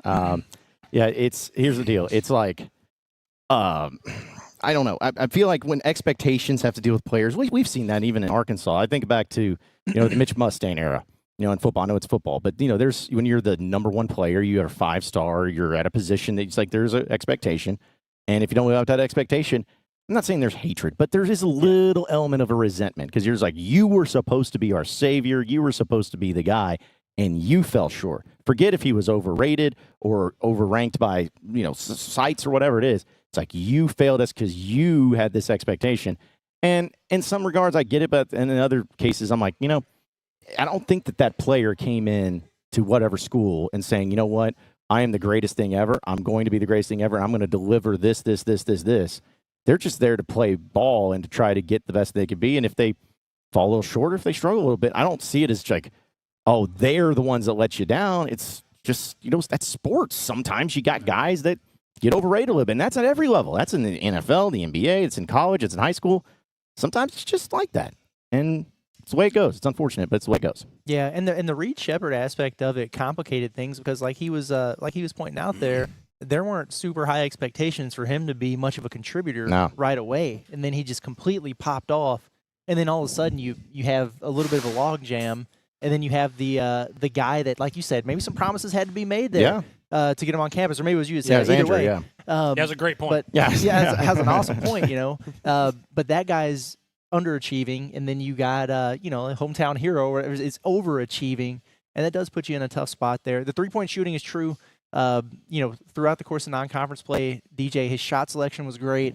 He was shooting at 40% from three. He had good volume, and the quality of three that he's been taking in SEC play is significantly lower, and you've seen that drop off quite a bit. But yeah, in terms of him ever being a consistent knockdown three-point shooter, he ain't ever going to be it. He's just got to be enough of a threat to where defenses have to respect him, and they can't get away with going under screens all the time. Yeah, and look, we love BBN. We do. We appreciate their contributions and everything. We watch the games. Like we're aware of these things. Like Reed Sheppard was the number 4 overall pick. He plays for the Houston Rockets. Like we know the story. I get the 30,000-foot view of you have a 5-star top player who underachieved and a homegrown Kentucky guy, legacy guy who overachieved. I get why the fan base loved Reed Sheppard, didn't like DJ Wagner. He was a much better player. He played more minutes than DJ Wagner. Like everybody gets hung up on the starting over thing. It's not like Reed Sheppard. He played 29 minutes a game at Kentucky last year. It's not like, and he was a top 5 pick. It's not like DJ Wagner got in the way of Reed Sheppard's success as a human being. Like it kind of worked out okay. I get I get why Kentucky fans would be upset at the whole situation. But again, I don't think we talked about it earlier. It's not like it's DJ's fault. Right. He's just not the player he was billed to be, which is understandable why you'd be upset, but I don't understand why there's the animosity toward DJ the player. DJ is not the reason why Boogie Flan is not playing anymore. Thumb surgery is. Right. And also Boogie Flan played like 38 minutes a game. Like he was playing it a him lot. And DJ were the he two. was shooting a lot. I'm pretty sure they were. They were tied. Yeah. Yes, tied for the most minutes of any player in the SEC. And again, I'll even defend DJ from this perspective. It's not like he's this ball hog who is a black hole who doesn't pass He shoots anything. 20 times a game. When Boogie was playing, DJ was only taking like 6-7 shots a game. Like he wasn't shooting a ton. He's had to take more shots here lately because it's just kind of the way the cookie. Yeah, somebody's got to. Y'all want Nelly taking 20 a game? Right, which he took like 17 or 18 last game. But again, it just kind of, if you're disappointed with DJ the player and you wanted him to be better, and maybe Cal should have had a better rotation situation, that's all fine and dandy. But the actual animosity toward DJ. But I do just love when BBN gets on the thing where they're like, you guys don't know this, but Cal, he'll bring in talented players. Maybe not a great X's and O's guy. Yeah. I don't know if y'all know that. I don't know if y'all been keeping this up. Just in. Yeah. I don't know if y'all heard, but we won a title in 2012. It's like, bro, we have TVs. We have the internet. We can see all this stuff. Yeah, we do. We do. In Arkansas. I know it's crazy to think, but we do have technology in Arkansas. Yeah. And Bryant Technology. So appreciate them being a part of what to watch for here on the show. So let's move into your Alumni Hall question of the day presented by Alumni Hall. Razorback apparel to the nines. It is the best place for your Razorback apparel. And the great thing about it is not only are they located locally in Fayetteville at 3417 North College Avenue, you can shop them online at insidearkansas.com/alumni hall and have it delivered straight to your door. If you're trying to get ready for the end of basketball season, baseball season's around the corner. They got the baseball uniforms. They got the baseball hats all in stock. So check them out today. It's the ultimate Razorback shopping experience at insidearkansas.com/alumni hall. So the question, guys, I just, people say, score prediction stuff. No, just simply, it's just what people think, and I kind of knew this is how it was going to go because certain people take over the poll question, and that's that. But just what happens between Arkansas and Kentucky tomorrow night? Arkansas wins big, Arkansas barely wins, Kentucky wins, barely wins, and then Kentucky wins big. Well, 68% says Kentucky wins big. And I'm looking at the votes, and I'm like, you know what? That's more votes than I normally get in this poll before our show. So I kind of think that maybe Big Blue Nation took over a little bit. But that being said, also, I think Razorback fans by and large think, hey, this is probably going to be a blowout. Or at least, and when I say win big, to me, it's like double digits. Like where it's not in doubt. The spread is accurate, right? Yeah, exactly. Yeah, so that should have been maybe like win big is in like Kentucky covers the spread easily type thing. So I think for me, the most likely outcome here is Kentucky wins, Arkansas covers. I think the second most likely outcome is Kentucky wins big. Yeah. Yeah, I mean, which, by the way, Kentucky barely wins is at 19%, which is the second. So you're talking about, if I'm doing my mathicals here, you're talking about close to 90% of everybody thinks Kentucky's going to win no matter what. So yeah, it's weird. Arkansas's had a lot of games this year, even going back to non-conference, where they were better in the second half than the first half. That was like a consistent theme in non-conference. I mean, the UTSA game, they were about like 1 at half. They ended up winning by 20 or whatever. They did that a lot. The Michigan game comes to mind as well. Although I guess the Michigan game, they got a lead, blew it, and then came back. I think this is going to be a game where I think Arkansas will play better in the first half than they do the second half. I think Arkansas is going to handle the pressure and the atmosphere and all that. I think Cal, we talked about it yesterday, how he's been kind of prepping the players for this moment. And we've spoken, Cal's been on these big stages before. It's going to be a weird night for him because of the emotion of Kentucky and all that, but it's not like Cal is a stranger to the big stage, and so I think that'll help him. I think that'll serve his team well in this atmosphere. I could see Arkansas getting out to a little bit of a lead, but I do think Kentucky, it's going to be one of those, Arkansas might even lead at half, and we'll be like, can't believe the spread was 11.5. Yeah. And then Kentucky will take over and maybe even flirt with that spread. You know what I mean? I was going to say, because I agree, and it may not be because like Arkansas handles the pressure, which could happen, but I also think, I'm just being honest, I think Kentucky, the pressure gets to them in the early going. I think the jitters get to them where they are forcing shots, maybe not playing well, and because of that, Arkansas is able to, be a little bit cool, calmer, and collected, and kind of just work through it a little bit. I could see that on because that's the thing. I was just going to say, Mark Pope makes some really good adjustments at halftime. Well, that's why would we think that? The Kentucky-Tennessee game, and I'm not kind of trying to compare Kentucky to the Golden State Warriors, right? But when you have that three-point shooting in your back pocket, you'll be looking. So, like, I could see Arkansas leading at halftime, and maybe Kentucky's 3 for 15 from three, and then you're kind of like, okay, the math is not going to they're not going to shoot that poorly. Right. Against Tennessee, they made the adjustments at halftime, and I think Tennessee was up 3 going into half. And then right off the bat, Kentucky goes on like a 10-1 run, and you're like, oh. Yeah. Like they kind of took just control like of that, the game. Yeah. I think that Kentucky kind of has that equalizer in their back pocket at any times. And again, I just don't know if Arkansas can match the firepower. So if it does get into that type of situation, so I'm kind of leaning towards that right now. For Arkansas, first half will play pretty well, and then Kentucky will settle in, knock down shots, and win the game. Yeah, I think it's just going to come down to, here's what I don't want. And we talk about what we could see and what we could be entertaining. Here's what I really don't want. I do not want to start the game, Cal's having to take a timeout with 17 minutes and 32 seconds left in the first half. Yeah, because Kentucky is just drilling threes, and they're before you know it, they're up 14-2. We've seen this. Yeah. Because Arkansas is not coming back from that. Arkansas's not built to come from behind. Nope. They're just not. They're Whereas cooked. Kentucky kind of is built to come from behind. And the emotions and the energy, those guys are going to be fired up. Mark Pope's got some emotion in him too. And I'm just like, that's curtains. Well, it's dude, over. Arkansas went through a stretch where they got up like 10 early in games and then would lose them. Like it was a weird thing they would do where they'd come out the gates firing on all cylinders. Or our favorite thing is when they'd play against teams that are really terrible, and then they'd be down or only leading 1 at halftime. And they blow them out by 30 at the end of the game. And it's like, okay, halftime adjustments, I guess. By Cal. Yeah, it's what he did, had to do. Yeah, it was so weird. Yeah, the beginning of SEC play, they would get big leads and then blow them. in the last few games, they've been getting behind by a lot Yeah. and then battling back. I wouldn't suggest getting behind double digits No, early against this no. Kentucky team, No. although they are very much a weather the storm against those guys because that Evan Mia dude, who's he's got a really good analytics site, but he tracks kill shots, which are just 10-0 runs, minimum 10-0 runs. I love that term too. I yeah, get the kill and shot. Kentucky's like among the best in the country at them, and Arkansas is among the worst. Yeah. And so like you just gotta be as steady as possible because, like you said, they're gonna do that. Yep. I've watched enough Kentucky to have seen a pattern to where there will be like a 4 or 5 minute stretch where I'm watching them, I'm going, these dudes really aren't very good.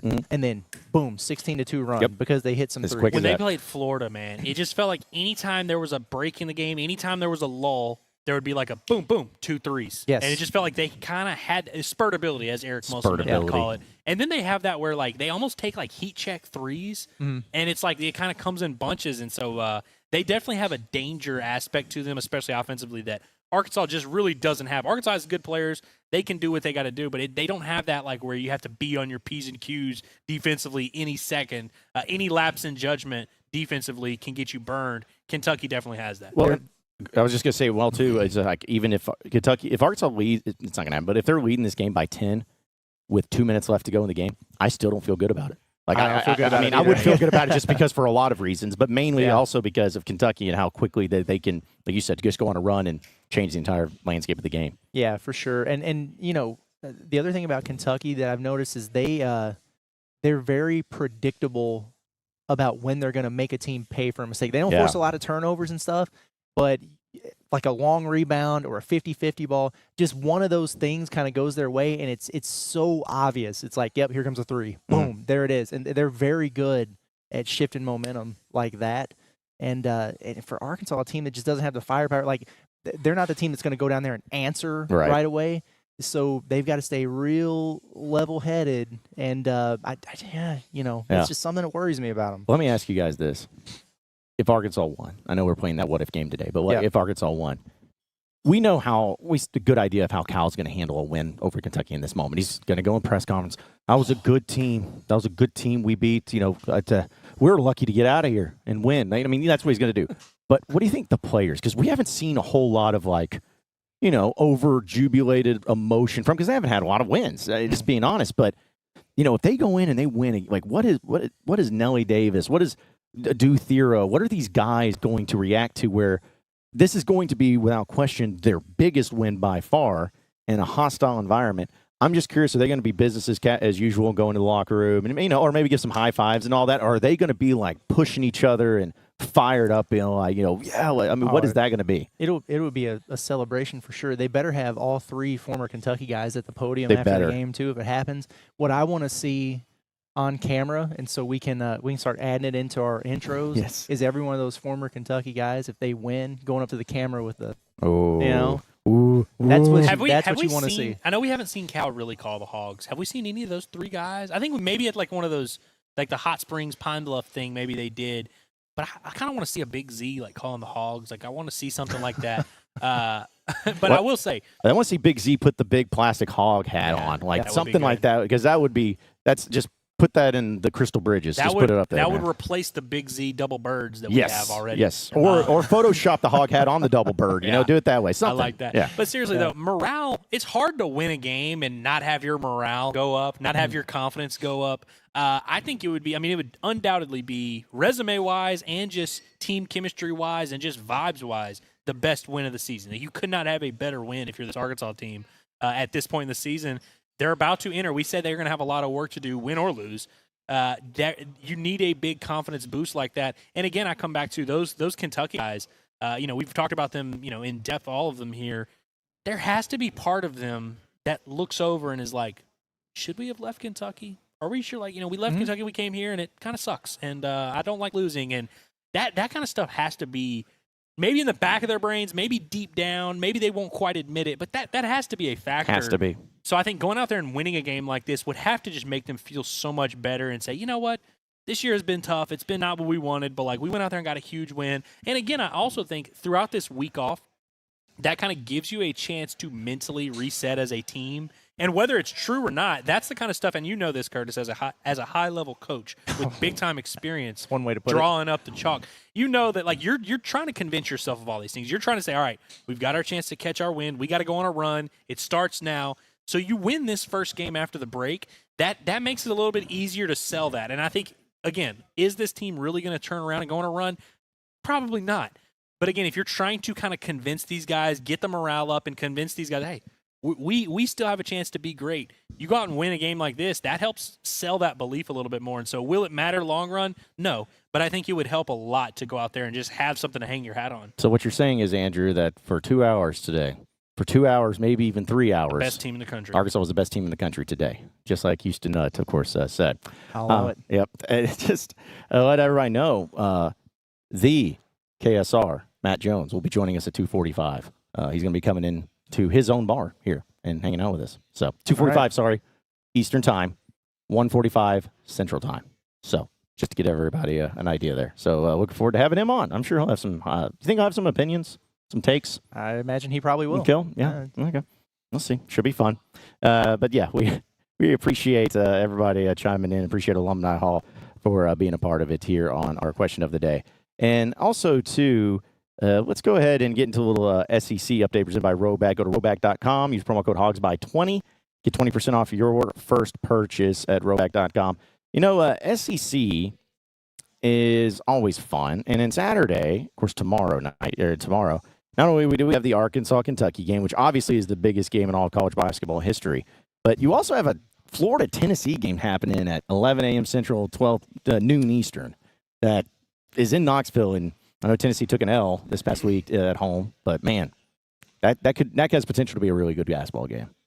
Yeah, I feel like Florida's going to steamroll. You think so? Really? Okay. I mean, I I'm could see over it. with They Tennessee, beat the man. allegations. Florida's a renewed basketball. They've got a sense, and they've been playing well. They're dangerous, man. Tennessee, man, are they 4-4 now in SEC play? Is that what we figured out? So I mean, look, they're going to be fine. Like they're going to make the tournament, but Tennessee's got some real stinky vibes to them. They lose this game, which is a very losable game. I'd imagine Florida might even be favored. Joe, where'd y'all say that game was at? In Knoxville. Oh, in Knoxville? Okay. So imagine They having might not lose twice. Imagine they probably won't. having Kentucky and Florida at home in the same week, and you've already lost one. And now it's not, I hate to do the must win, but man, that for Tennessee, it's like you got to win that. If you got these seriously, if you're going to do something like that, because that'll drop you below 500 in SEC play. Do you remember what happened the last time those two teams played? Oh yeah, Tennessee scored like 2 points. Yeah, Florida beat the absolute brakes off of them. So maybe there's some motivation. Maybe they win a little bit closer there. After watching Tennessee offensively against Kentucky, man, goodness gracious, that was hard. That was a tough watch. The let them have it got in their head. Mm-hmm. Yeah. Go ahead and take that. That got in their heads. It completely did Kentucky officially break Tennessee? It may have. We're going to find out tomorrow. Yeah, I guess. We're going to find out tomorrow. There's a lot of actually good games tomorrow, ranked opponents. Because also at 1 p.m. on the SEC Network, it sounds stupid, but Missouri and Mississippi State are playing, and both teams are top 20 teams. Good game. And no one ever dreamed that, man, I can't wait to watch the Missouri-Mississippi State basketball game, but here we are, top 20 match. Among games that are going to have 93 people watching it, that's one of the highest stakes games you can have. Yeah. I mean, there's just 0 people that are going to be tuning in, but that is a big game between two NCAA tournament teams. Like whoever wins that game can be in great shape. Mississippi State, they're I feel like they've kind of come down to earth a little bit here lately. They could get them back on track. I feel like they have a better like long-term ceiling if I had to guess. But Missouri, man, they've proved me wrong every step of the way. So I ain't gonna say nothing about them. Could that potentially be the worst top 20 game that you could watch? Because I'm not trying to hate. It's just no juice to it. Those are not two of the 20 best teams in the country. I'll just go ahead and tell you that right now. Both of them are way better than Arkansas, but I don't think either of those teams are really top 20 teams. Yeah, I think I'm with you there. Yeah, I don't think so either. But then another top 25 game, as you have the number 1 Auburn Tigers traveling down to Oxford, Mississippi at 2 p.m. on ESPN. First L incoming. You think so? You calling it? I think I'm calling it. Okay.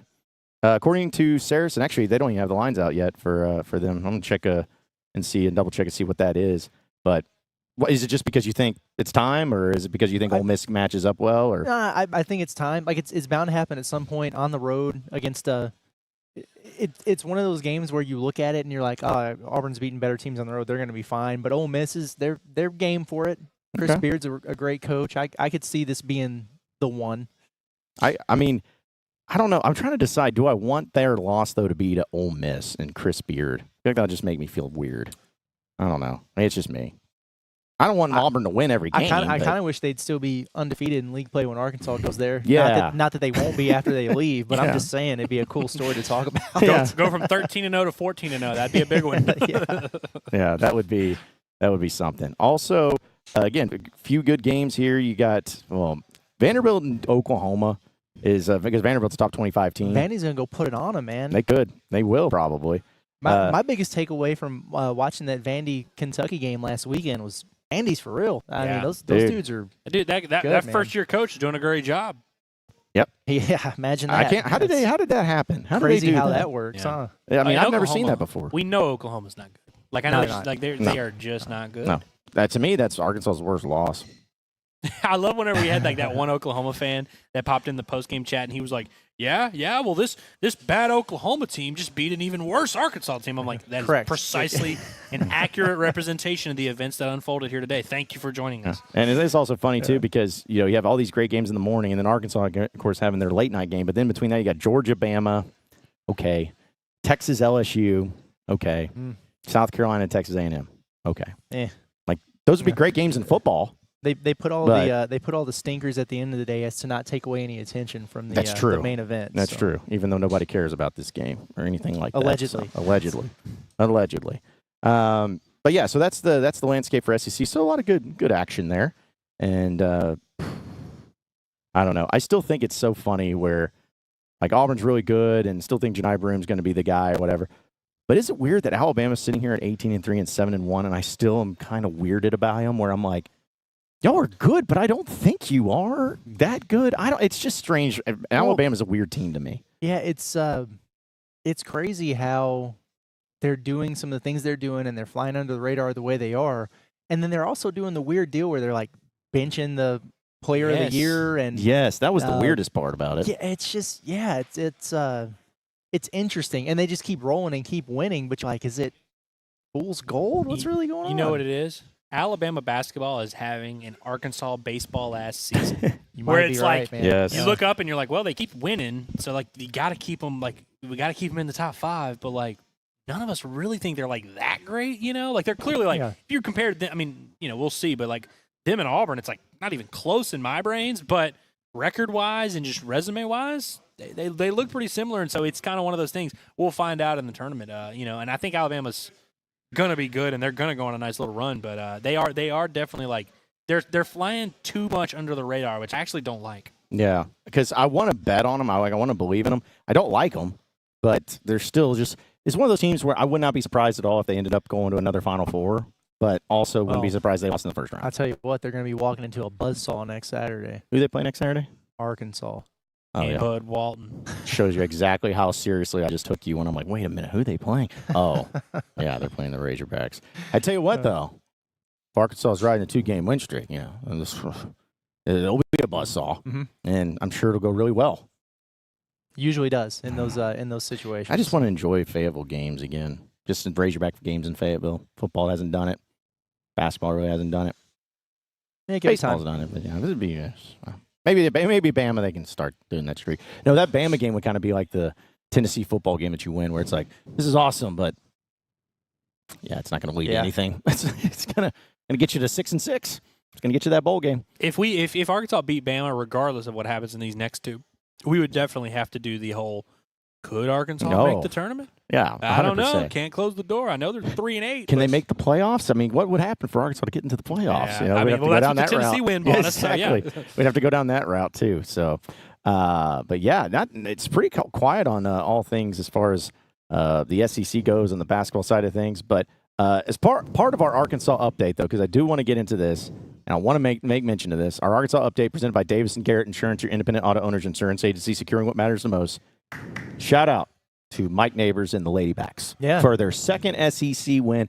And as weird as it is to say, they beat the crap out of Texas A&M. That team beat the crap out of another team in the SEC, Texas A&M, by 21 points. I know they're bad, and everyone but seriously, nice win. Higginbotham goes for like 33. So Yeah, as nice she win. does. Yeah. Every day, per man, it usual. seems. Yeah. So just I wanted mean, to give a shout out. we set the over/under at 1.5 SEC wins for them, Mhm. and they cashed it in the first half. So I mean, look, take it for what it's worth. They're on a but collision seriously. course with like 4. Yeah, I mean, hey, they're not the worst team in the SEC. So do we need to replay that whole thing of if Arkansas men or women has more SEC wins at the end of the day? No.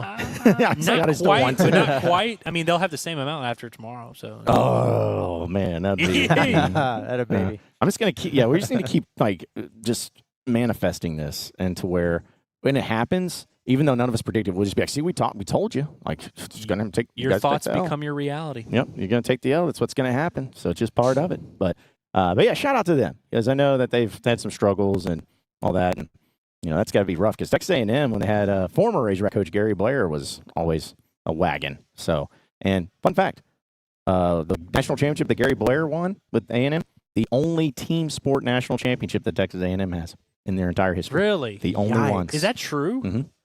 Wow, they were close in baseball, and then their coach left. Because I'm pretty sure Mississippi State was them, and Mississippi State were the only ones. Because Mississippi State, until they won baseball, was also never Yeah, won a team yeah. sport. So A&M, I saw yesterday, they are the odds-on favorite to win the College World Series this year, 6-1. Is that right? Yeah. I was going to ask you if this is their year. Are they like the last SEC team that needs to do it before Arkansas can? Is that how this works? I don't like the sound of that. Yeah, I don't I prefer to look at it through the lens of they were right there, and then as soon as they lost it, their coach left them for Texas. Yeah. I think Texas, by the way, I was looking at that odds. I mean, now we're not to make this a baseball thing. Texas baseball is going to be a freaking force to be reckoned with. They're 45-1 to win the title. Schlossnagle is going to have that team really I good. just But hate Schlossnagle, A&M, man. Schlossnagle didn't get as many of the A&M guys to come over with him as people thought. In fact, I think one of them, Rhoback, entered the portal and then removed his name. But Laviolette might be the best player in the country. He's still there. Grahovic's nasty. They have the best pitcher in the SEC coming back, Ryan Prager. Like, A&M just has so much talent. I don't know who the hell their coach is. Nobody knows who he is. Yeah, I was about to say. I don't even remember who they hired. Actually, I don't think they hired anybody. I think it's just a vacant position. So it's just a team without a coach. And so we'll see what that looks like. But talent-wise, they've got the pieces for sure. Yeah. Well, it's shocking. An SEC team has talent in baseball. Like, I mean, just everybody's talented. That's what makes it so fun, but so stressful too. But Razorback baseball though starts up in 2 weeks, roughly. Exactly 2 weeks. man. I mean, like we're not quite. I guess at 3:00 today, it will be exactly 2 weeks away from opening pitch against Washington State, the Cougs.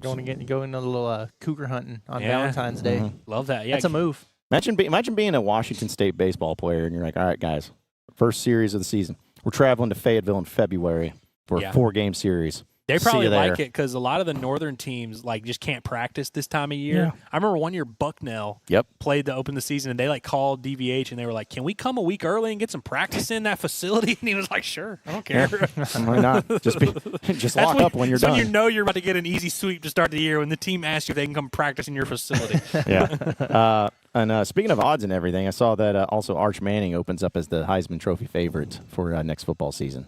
Who? Arch Manning's the odds-on favorite. Yep. Wow. Can Early we? favorite. He's on the TV as we speak right now. Can we address the fact that Arch Manning is maybe cool?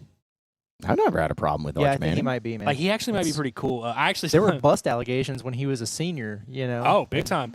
Dude, everyone in Louisiana, the state of Louisiana, was convinced that he sucked. Mhm. Everybody, all the, people, I don't keep up with high school football that much, but anyone who I would talk to, they'd be like, I saw him play it, blah, blah, blah, blah. He's a bust. That's just didn't give any reasons why. Just a bust. Yeah. He's a bust. And to be fair, I mean, namesake. at Texas, when you're going, and you're playing under Sark, even if he actually did suck, he would still probably put up numbers, right? I would think so. Yeah. I would think so. I mean, had he had just kept the job after Ewers got hurt, you think they would have won the whole thing? I mean, that would have been maybe. I don't know. People Ewers was talking. really bad in some of those playoff games. He was. I was but- very underwhelmed by him at Arkansas. Ewers also made the throw of the year to He beat did, man. Arizona Yeah, State, he where it's did. maybe Arch doesn't do that in that moment. It was 4th and 10 or something like that, and so who knows? Yeah, he had some seeds in overtime. As we all know as sports fans, the backup's always way better than the starter. It's just a thing with a quarterback. fact. Whoever's Never not fails. playing, he's way better than the guy that's playing. It's always just a fact there. I'll tell you what. So let's move into a little sports betting action. Wait, with whoa, Bet- whoa, whoa, BetSaracen. whoa, whoa, whoa. What? We're going to do an Arkansas update and not talk about the biggest news to come out of the state of Arkansas yesterday. Hit me with it. Are you serious? No, I'm yeah. Bryce Mitchell, Thug Nasty. We maybe have to let Bryce Mitchell do his own thing. We've been supportive of him. We love to see guys from the state of Arkansas do what they got to do. And he's on a national stage. It's been cool to follow his UFC career. I think he's going to have to go on this journey alone. I don't think I can. I literally own a Thug Nasty shirt. Same. I got it for Christmas this year. Yeah. I've been wanting it for a while. Finally got it. I wore it one time. I can't co-sign that, big brother. No. I just cannot. And for those that don't know what I'm talking about, just Google Bryce Mitchell. Yeah, you'll see. There are very. I do few not want to things- repeat the things he said, and I'm being dead serious. Like I'm Yeah. not trying to be the cancel culture guy, No. but all that. But he said some really really foul awful things. Well, yes. there are very few things you can do to get canceled in Arkansas if you're one of our own. You know what I mean? Right, and a professional athlete and everything. He He did it. He pretty found much the way. accomplished the goals there. That was wild, man. He checked off the homophobia box and the anti-Semitic box, which you don't really see much and to of. another level of not even it could go one way. No, it's 100%. This is very anti-Semitic and very homophobic. It just all the Crazy, way. dude. I mean, I'll So, be honest it's with you. pretty bad. It's really one of the craziest things I've ever heard a human being say. Let alone someone. I gotta say, and this is really not funny. It was episode 1 of a podcast that he was launching. Just launched right into the craziest take anyone's ever heard. Dude. That's a choice. Yep. So, but yes, thank you for making by the sure way, that we got to that. Since we're talking cancel culture, he ain't getting canceled. He's 100%. In fact, I saw he gained 5,000 Twitter followers yesterday. Yeah. And he's obviously not getting released by the UFC, which they are pretty consistent. They don't fire. They don't Not cut for people. speech. Now, what they will do is they will book him against. And Dana White, who's got his own list of weird things, he was very upset about it. He was pissed. He called Bryce the dumbest human being he's ever met, and objectively was against it. What they'll do is they'll just book him against the worst possible matchup for him, and then when he loses a couple, then they'll cut him. That's what will happen. If Bryce can escape this, you can escape the pot at the palace. Yeah. Okay. No, I didn't know what I said. Oh. Did anybody listen to Pot at the Palace this morning? Because I may have said a kind of almost bad thing towards Carter Knox, but I didn't mean it in the way that I said it. He's the chicken man. He calls himself the chicken man. All right. He absolutely does. Yes, he does. It's all He good. does. He does. Yeah. We knew what you meant. We're not going to cancel. It's all you. love at the PATP. Yeah. So. No. Yeah. It's like Dana White over there. You can say whatever you want. You just no one's going to get that for you. But There's nothing I love better than just getting on the mic with Andrew and not having a plan. Yep. Magic happens. You just never know. Magic happens. You just Curtis, never know. And me and Curtis have this bit where no matter what we're recording, whether it's a post game, whether it's just a quick video, whether it's whatever, he'll say a time. He'll be like, 15, 20 minutes. Never. It's never even close. It's always at least 10 minutes more than that. It's just how it is. That's how the timing works with broadcasting. It's just yappers, what we do. man. Yeah. We're yappers.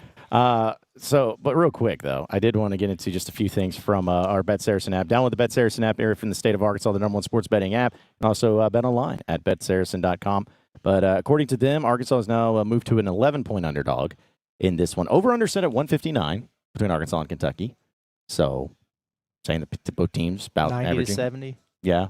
Or, 81 to 80, something like that. Probably not. But, yeah, I did think. 86, 75. Yeah, I did think it's funny that they have the Kentucky team total at over under 85.5 for Kentucky and then over under 73.5 for Arkansas. So kind of gives you 73.5. I'll take that. I'll take it. I would love for that over to hit. I said I said they would score 75, and I thought it was like a bold take. But Yeah. Yeah, I mean, this is the one where I can't sprinkle anything because I'm in Kentucky on annoying. BetSaracen. But I will say though that there'll be some interesting because they're gonna have some specials that come out on this. You can do some parlays and everything. But if you're feeling the money line 3-way deal, you can have Arkansas plus 475 there. They're plus 450 straight up money line at this point, while Kentucky's minus 550. So if you think that the Hogs are actually going to win, better win you some money on it then. That's tomorrow could be one of those games where our friends over at BetSaracen just hemorrhage money. Like when the Hogs win as big underdogs, it's not a good day for the BetSaracen books. But credit to them, man. They're the standard when it comes to Arkansas betting, man. Mm-hmm. Yes, they are. The number one sports betting app for a reason. And, yeah, there's going to be plenty of bets to go on for that. And also all other sports, too, like all the SEC basketball. The NFL, the Super Bowl here is coming up. That's a big deal I've recognized. So they're going to have some prop plays and everything. You should have fun with that. So, yeah, be sure to check it out with BetSaracen. I guess I got to read the super chat. Thank you, King Command. Again, he says, Andrew, if Bucky the Beaver came out in support of anti-Semitism, are you throwing the hat away? Yeah, I probably. I at least won't wear it publicly anymore. You know, I mean, I'm not like one of those guys who's like checking the internet to make sure all the people I follow, the athletes I like, are not saying bad stuff. But if you do objectively like heinous things, I'll draw the line there. You know what I mean? I don't think anyone's blaming anybody for doing that. But that was just sheesh. There's a lot of stuff going on that, yesterday was a busy day for all of us. And it was almost hard to keep up with it stuff where, here it's like seeing a tweet and being like, okay, I don't really know what that is. And then, no, you got to hear this. Can't hear that. So, a few chats here real quick, too. Leanne Robinson says, Arkansas will not beat Kentucky. I've said my piece and counted to 3. So there you have it. Okay. It's done. You'll count to 10 before you come to the post game after it happens. That's right. Leanne, you're going out on a limb there saying that the team minus 550 is going to beat the 1-6 SEC team at home. I like Leanne in the comments. She's made me laugh a handful of times the last couple of weeks. Yeah, she does. She has. She said she hopes Cal gets a great welcome at Rupp too. So he'll get a welcome. He'll get a welcome. Yeah, he will be welcomed. Mm-hmm. Our guy Logan says, "How much red do y'all think is in the stands tomorrow?" I think that's an interesting question. Yeah. I mean, I don't think it's going to be over not much. Frankly, I wonder if it's going to be any more than you typically see for an SEC road team, like the ones that travel. Like South Carolina fans don't travel. You know what I mean? But the ones that typically do, I wonder if it's going to be more than that, given the circumstances. Because some people could have been like us, where right away, as soon as the schedule was released, it's like we're booking the trip, everything we got to do to make sure we're there. And then even though the team is, kind of been stinking it up, it's like, well, hey, we've been planning on this, we're doing this thing. Some people might have waited and, get to this point, they're like, screw this. Or they might still want to go and think, well, maybe because Arkansas is not any good, we can get a good deal on tickets. No, you can't. Nope. So, Here's an aspect of this to think about. So that guy, what was his name? It was Rufus something. It was the guy from the UK who was commenting in chat that one time, and he's like, I went to UMass, knew Calipari, like just love him, follow his career. So he was in our chat. There are a lot of just John Calipari guys. I mean, some of which are going to be playing for the Razorbacks tomorrow. There's got to be some people, maybe not necessarily in Lexington, but around, who are just Calipari guys and will just support him no matter what. So maybe it'll just be the Red Sox. But I think that's something that, I know that's going to rub Kentucky fans the wrong way, but like in an arena full of 23,000 people, there's bound to be a handful of those. And so, I mean, maybe 1,000 total red jerseys, if that. or red shirts. I know our guy Logan's going to be there tomorrow, so looking forward to seeing you, Logan. I hope it's more than just the standard small section right behind the bench. Yes, I do too. I hope there's a decent smattering. And it's just like what we saw, and when we see it in Bud Walton when Kentucky comes to town. They'll stand out if you're a Razor. I mean, there's not a greater distinguishing color than a Razorback red and Kentucky blue. So it's like it's not like Arkansas, Georgia, where you're like right. Yeah, I don't think Arkansas, and just knowing Razorback fans, I don't think many Razorback fans are coming in wearing. I'm just going to wear my white. They're going to wear the Razorback red. So you'll be able to spot them. Okay, this is something I've been thinking about lately. I wanted to bring this up because here we go. He says, I think they should do a 60-second video commemorating Cal with show class and probably shake him up. This is a very common thing in like NBA circles, like play the little tribute video for the guy that comes back. I don't know if I've seen it happen in college sports that much. And this would be if there were like only 3 scenarios ever where it would happen, this might fit the criteria. Do you think there's any chance they play a little package that's like, hey, remember John Calipari? No, I don't think so. Because, I mean, again, it kind of goes back to the whole booing thing. But if I'm a fan, I'm going to be pissed by that. Be like, no, you went to somewhere else. You went to another foe in conference, and we've moved on. Like, I mean, I get it. I get, like, it sounds good in theory, and maybe some people want it. But if I was a fan, I'd be like, no, I don't want to commemorate. We already did that when you left, and we said, hey, we appreciate it. But I think if that was going to happen, we would have already kind of heard about it. Yeah. Like, I don't think it would be a surprise. Like, hey, they're planning to do this. Put his name in the rafters. Yeah. Well, and this is a great point by retire his blazer. By Philip. He says, not while Barnhart is AD. And that's a great point. Yeah, you're right. Because Barnhart would be like, nah, fair enough. No, I'm not doing all of that stuff. So, but yeah, here's the thing, Logan. I think that there'll be a good crowd there and for the game. I think that there'll be plenty of reasons to either get excited or to boo or whatever. But, Razorback fans, just because of this, if the season was going better, I think we'd see a lot more Razorback fans there, just like everything else. But do they do like a pregame, like video or whatever? Like maybe not their starting lineup intros, but like something a little bit earlier where they play like highlights of years past. Like So we've maybe seen so. that. That's kind of what I'm thinking. Is like, 'cause, I mean, there's a lot of time to fill. I mean, they play all kinds of. I mean, if you get to a game an hour and a half early, they just play the most random stuff. I could see a little like maybe something see like Cal that. with the net around his neck or something. Maybe just put a picture up there. I'll tell you what. When we talk with Matt Jones here in about 15 minutes, we'll ask him. We'll get him. I'm sure he'll have a great answer for us too. Yeah. To be able to talk with him. Hey, you got it. When we get Matt on, you got to ask him his thoughts on whether or not Kentucky fans should boo. He gave the funniest little soliloquy about it today. Oh yeah, we're gonna get to a lot of that with him, I'm sure. Also, there was somewhere I was gonna bring up with and came to the video and fans and everything. Dadgummit. Well, no matter what, we went off, but mainly me about the atmosphere at Bud Walton Arena and stuff. I'm excited to see what it's like in Rupp, comparatively speaking. And like what the anticipation and the build-up's going to be. And this ain't no just regular Tuesday night 6 p.m. tip or whatever. So it will be interesting to see it kind of in peak form. Yes, it would be. It's going to be fun.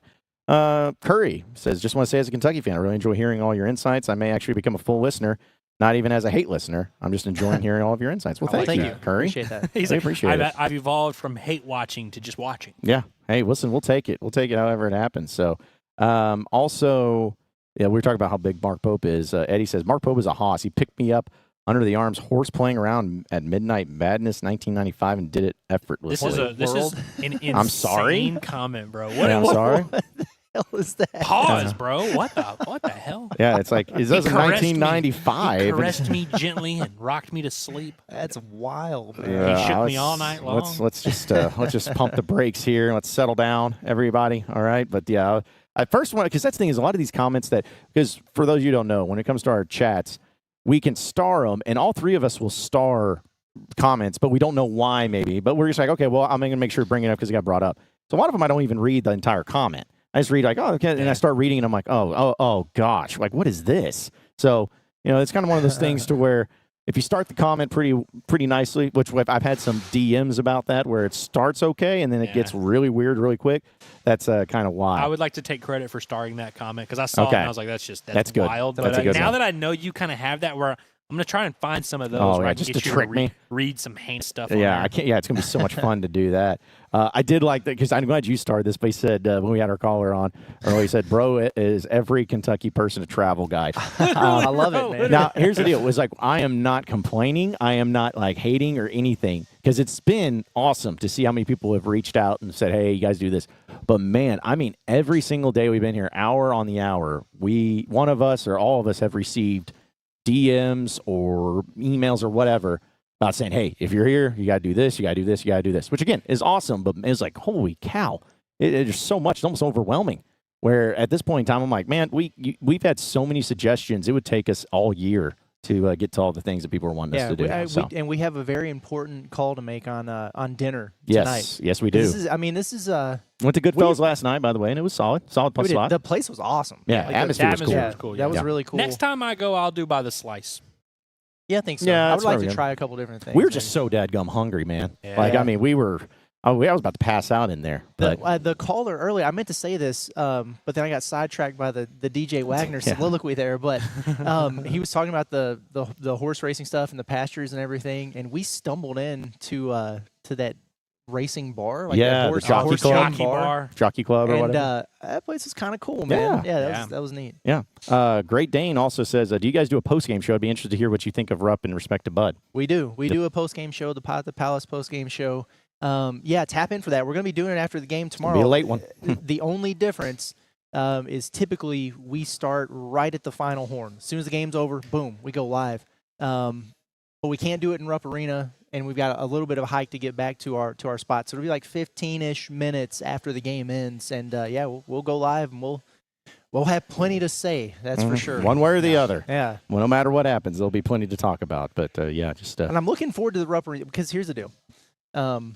I know that it's just like an incredibly supportive fan base. We know Very that much so. we know they're crazy. You Yeah, know, gotta we be. know all that. I've never been there. I Mm-hmm. can only say what I've heard. I've heard a lot of people say, like, for the amount of people that are in that building, that it can be underwhelming sometimes. That's what I've heard too. Because I've heard like, it. and we hear it at Blood sometimes too, where it's like, oh, the older generation, they get mad if you're standing up or whatever. And I don't know if it's true or not, but I'm so anxious to get a comparison, you know, between the two there. I wonder what it's like. And this will probably be exceptionally loud. Has to be. I mean, if it's not going to to be a fever pitch. I don't know. Yeah, if it's not going to be loud, when will it be loud for this type of matchup? And also, real quick, I didn't realize. I think Jack was telling us it only 20,500. I thought it was like 27,000. Well, we had I know they renovated all that. A lot of people in the chat were very upset that we said that, and we just cited Jack, but apparently it's more than that. Okay. And so I was about to say, our surely source it was is. him, so take it up with him. Hey, let me ask you guys this, because when I think about Kentucky and BBN and everything, I think about tradition, and a fan demographic. It kind of reflects what we see here, like at KSBAR. I've never really thought about the Kentucky student section. Yeah. And everything like that. I've never thought about it. I know they have one. I'm getting everything like that. Like, I'm anxious to see that and like how rowdy and engaged they are, because it's crazy that you have such a passionate fan base and everything, and that's never what I've thought about when I think about that. It's like you like Duke, the Cameron Crazies, whatever. I don't know. Yeah. What do they even call Kentucky student section? I was about to ask that question. I'm anxious to see the Kooky Cats. Where is it? Yeah. Is I think it's behind the goal. Though. Behind the goal? I do believe it is behind the goal. But And for the BBN fans that think that we're going to be like super biased and like, no, Bud Walton Arena is way better, you're catching us actually in a weird year where we've been very critical of the atmosphere in Bud Walton Arena and kind of calling out the U of A for some things, calling out the fans for some things. And so it's not going to be one of those things where we're going to be snobby and pretentious and be like, oh, Bud Walton, it's the best in the world and nobody can touch it. If it's rocking in there, we haven't had a real rockin' Bud crowd since Duke last year, and that was kind of a one-off. it's been it's been mild. We've maybe forgotten how it is, but you guys better bring it tomorrow, because we'll be honest. I'll promise you that we will be honest if it is an insane like next level type place. But if it's not, then I guess the rumors were true that it's just a very underwhelming, not very raucous place. Because again, if it's not going to be raucous tomorrow, when will it be? I don't know what it's going to take. The eruption zone is the student the section. eruption zone. Okay, but why? What? Erupt. Ah. Yeah. It's not bad. It'll do. It's no Cancun Cal or March Cancun Pope, but it's Cal, pretty that's good. still the best. I will say, and one of the things that Arkansas has done, and hhopefully they continue to stick with it, but I always have like the trough. Like just the name of it. At least. It makes sense. The concept is cool. Yeah, everybody, and it's like, okay, because what do? You feed off the energy, feed off the student section. I've always been a big fan there. So What are they, like the Cam and Crazies, Mizzou? Weren't there like the the Zoo Crew? Antlers? The Antlers were the unofficial one that different? was awful, and they got banned. But now it's like the Zoo Crew, I think is what they call them. Right. So I don't really know anyone else. ones. Another thing that we've talked about it a lot, but like the late game aspect where it's 9 p.m. on a Saturday, like that has a role. It's 9 p.m. Saturday is a little bit different than 6 p.m. Wednesday and noon Saturday and all that. So it's like I think you might get a very hostile, hydrated, cooked up crowd. Or what did Sam? What did Sam? Coca-Cola. Yeah. So That's what I was thinking. what did Sam Pittman call them? Get all lathered up. Lathered up and everything. We're gonna have Matt Jones join us here in just a little bit, but a few more comments. I want to bring this up. Jay Richmo says, "Did y'all catch Chuck and Bo this morning making fun of Arkansas people going to Kentucky multiple days in advance, taking pics of their food and walking down the memory lane of Cal?" No, we didn't catch him. We don't listen. For one, and two, and if they were doing that, okay, who's here and who's not? That's so I don't care. I really don't care what either one of those guys I don't have really to say care about me, honestly. No, I don't either. But it's just funny because I see this. Here we are. Yeah, as I say, it's like, So are we being made fun of because we wanted to go and cover the team that we talk about every day in a place like this for a major event that everyone's going to be watching? Shame on us for wanting to do something like that. That's pretty rough. It is a little weird. I'm a little disappointed by this. Only one because, it's one thing, like, if someone you have beef with that, like, throws some shots at you, all right, whatever. People always say don't meet your heroes. I did meet Chuck Barrett. I've been around him a couple times in the same press box and stuff. I've only introduced myself to him one time, and I was so nice, very respectful, and just told him how much of a fan I was of him and how much I admired him growing up and how big of a role he played in my fandom. Yeah. So for him to be taking shots, that kind of sucks. Yeah. You know what I mean? And it's like, especially because you don't know me. Yeah. Not me specifically. It's not like he was like, Andrew Ellis sucks. But, like, it's crazy how many people in this business that you never speak to that will go on their airwaves and talk shit. And I'm like, Yeah. I don't know, that's kind of disappointing. And this is a very clear, like, never meet your heroes. Now Bo was never It's really my whatever. hero, but it's Yeah. like, It's whatever. weirdly, and I don't view it this way on a personal front, because I don't know either one of those guys, but we're almost rivals because we represent two different sides. Like, we're the antithesis of each other because they're bought and paid for. Like, I'm surprised they were able to get that out of their mouth with the script that they were handed by the U of A before the show today. Yeah. And then we're the ones that, like, aren't welcome almost. So it's, like, I think there's kind of that dynamic maybe. listen, but I don't know, it's weird, the U of man. A has made it very clear how they feel, and they continue to do that. And I don't know, man. It sucks, but it's like, if you want to antagonize us, all right, cool. Well, If I was them, I would want to be here doing my show. Yeah. I would also want to cover the team that I'm paid to cover. Yeah.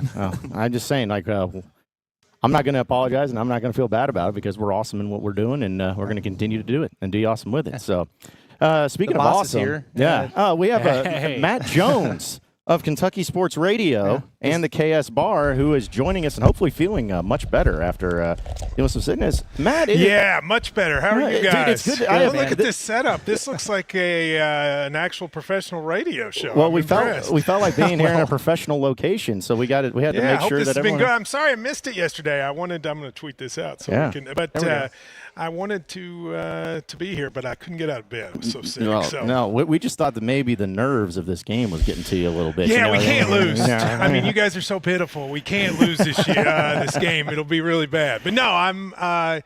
This is what it's all about, right? Like this is awesome. This place tomorrow will have. You won't even be able to move, and it's going to be an excitement that we're going to get a couple more times. We still have Auburn and Alabama and Tennessee here, but this one's going to be special. I was here 20 years ago when Rick came for the first time, Pitino, and I think this one's going to be very similar. So I'll start there. You've been obviously a Kentucky fan, growing up in Kentucky, covering Kentucky. Has there been a more anticipated game in Rupp than this one?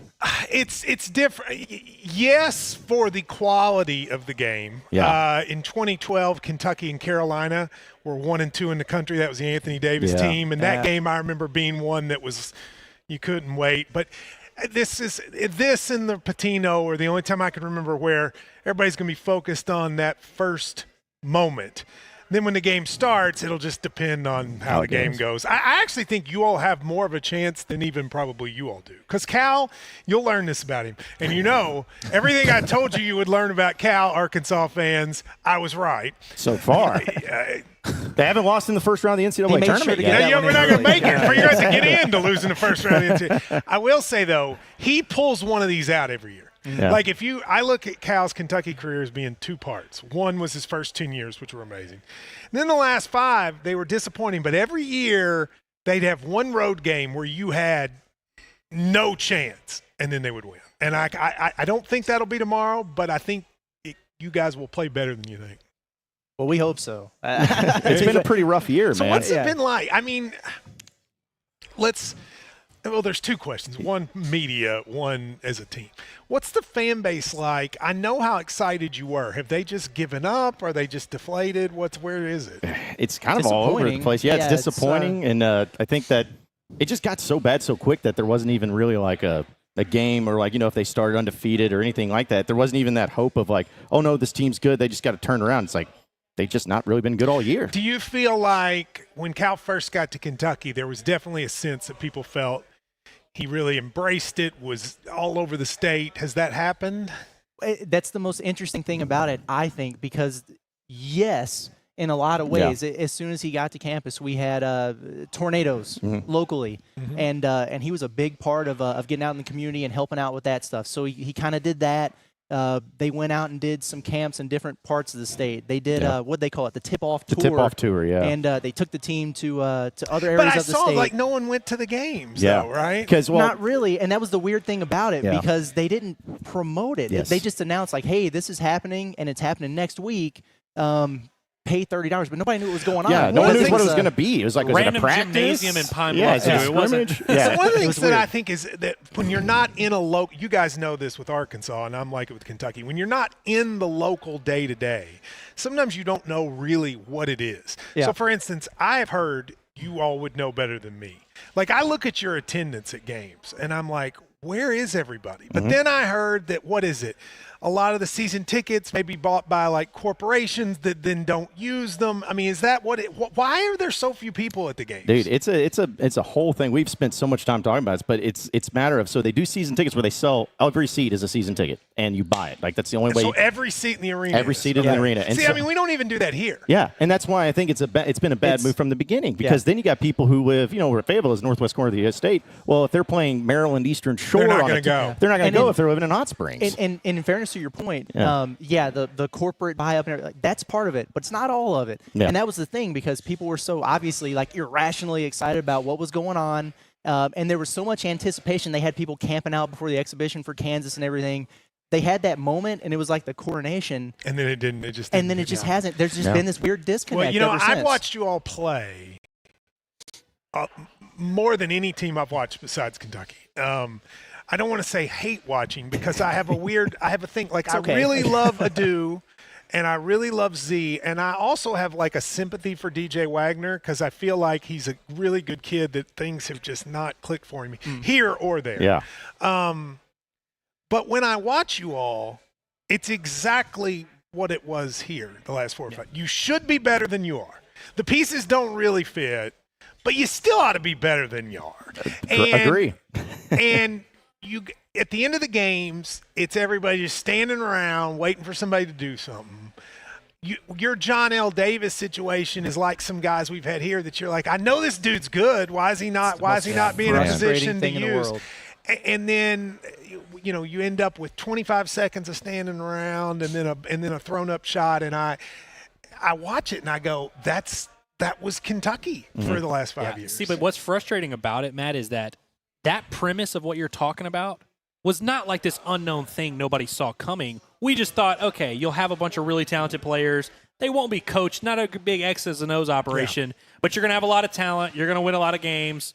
Probably get bounced in the second round. Something like that was kind of what we had on our radar. So if that had happened, we would have been fine. If Arkansas went 13-5 in the SEC and then lost as a 3 seed to somebody, I'm not saying we would have been thrilled, but that's kind of what we were expecting. And so it sucks, because now all the Kentucky fans are obviously doing the, we told you, but it's like, we've had some bad luck. You didn't tell us we were going to go 1-6 in the SEC. Well, let me give you I think a couple things that are bad luck that if I wanted to be an Arkansas fan and have confidence for the future. All right.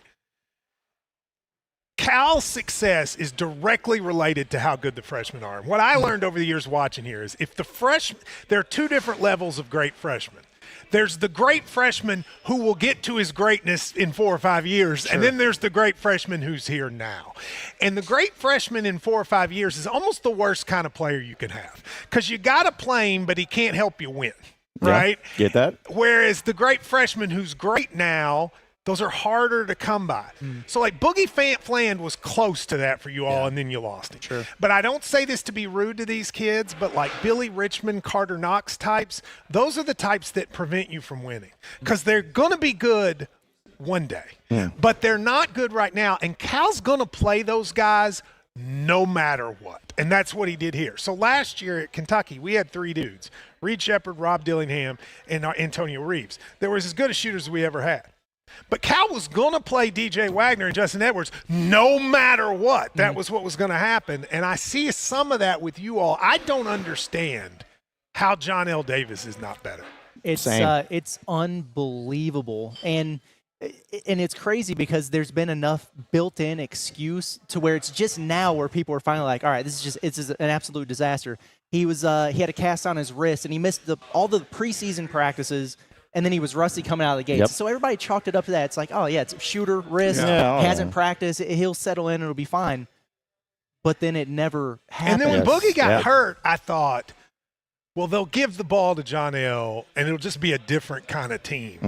And then they didn't really do that either. Yeah, now he's just he's running off of that floppy action, just baseline to baseline and missing threes. Like, floppy action is maybe my least favorite phrase, because we used to hear that, like the Jimmy Dykes of the world would come in and go, people say Cal doesn't run stuff, he floppy actions. And all I saw of floppy action was stand around and then hand the ball to someone who would drive in and hope they drew a foul. I also think your games aren't close. They're not. You know, it's not like they've not been fun in no regard. Well, this is, I think, my biggest criticism of him is the style is no longer compatible. Yeah. with the way basketball is played. Well, and also you got to remember we came off of Eric Musselman, where it was fun. Yeah, it was fun, Yeah, and the way it was approachable, and the way that he was doing it was so like unique and now, new. Why he left? Like he just was tired of what? Like why'd he leave?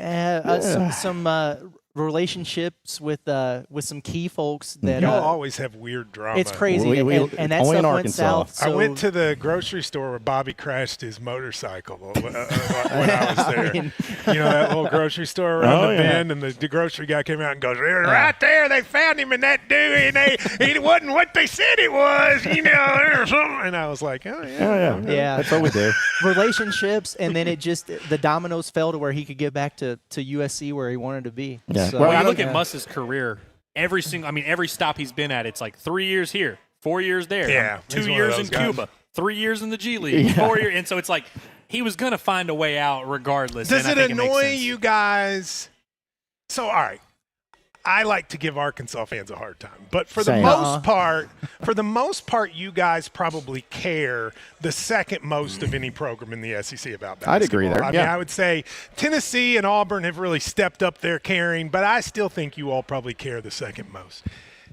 And I think the league's better when you're good. I do think that.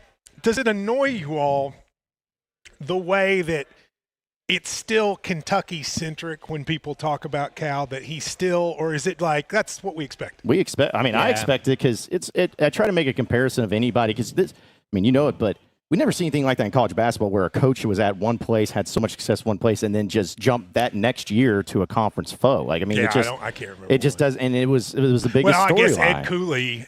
Yeah. On a smaller level with Providence and Georgetown. Right. But even like Patino, you know, he went to the NBA and all of that. So, but I think we understood it's like this because we've been saying it, but I've been saying it too. This is Cal versus Kentucky. This isn't Arkansas versus Kentucky. This is Cal versus Kentucky. Well, and Arkansas is just there. It's really a Cal.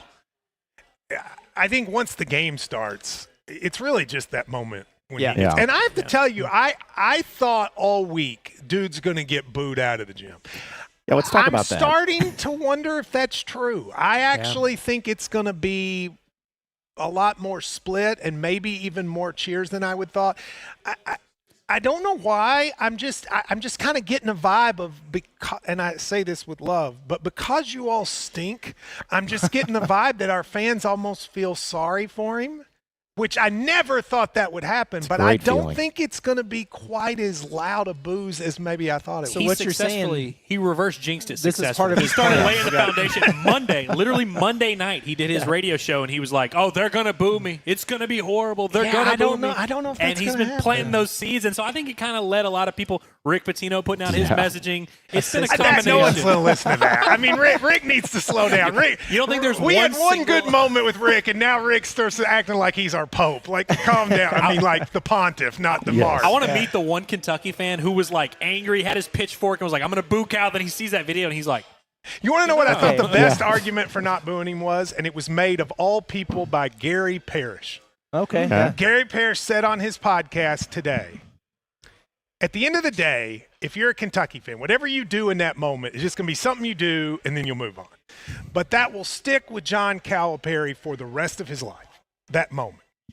You know, Rick said that happened with him. He'll think about that moment forever. And Gary's point was like, it matters so much more to him. Mm-hmm. Would you rather just give him a moment of happiness or a bad memory?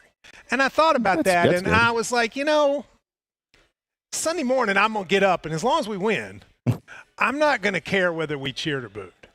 But he's going to be thinking about that a long time. Right. And so I wasn't going to boo anyway. I was just going to be silent. I'll probably still be silent. But I was like, well, that's not a bad point by Gary. No, I mean, if you're looking for one, that's about as good as it gets. I was listening to you guys this morning, and you guys brought up something I hadn't considered, the role that the PA guy plays in this. It's going to be huge. I didn't think about that at all. But, yeah, is it just the classic what you do with every head coach? And Arkansas head coach John Calipari. And then, boom, go to Kentucky's intros, lights are out, videos up. Or does he let it linger a little bit? The longer there's silence between Calipari and our music, the more boost. Yes, right. If you just go, because we play this song that's like, and like if they just hit it, it'll dissipate very quickly. Mm-hmm. You got to also remember with Pitino, he snuck in.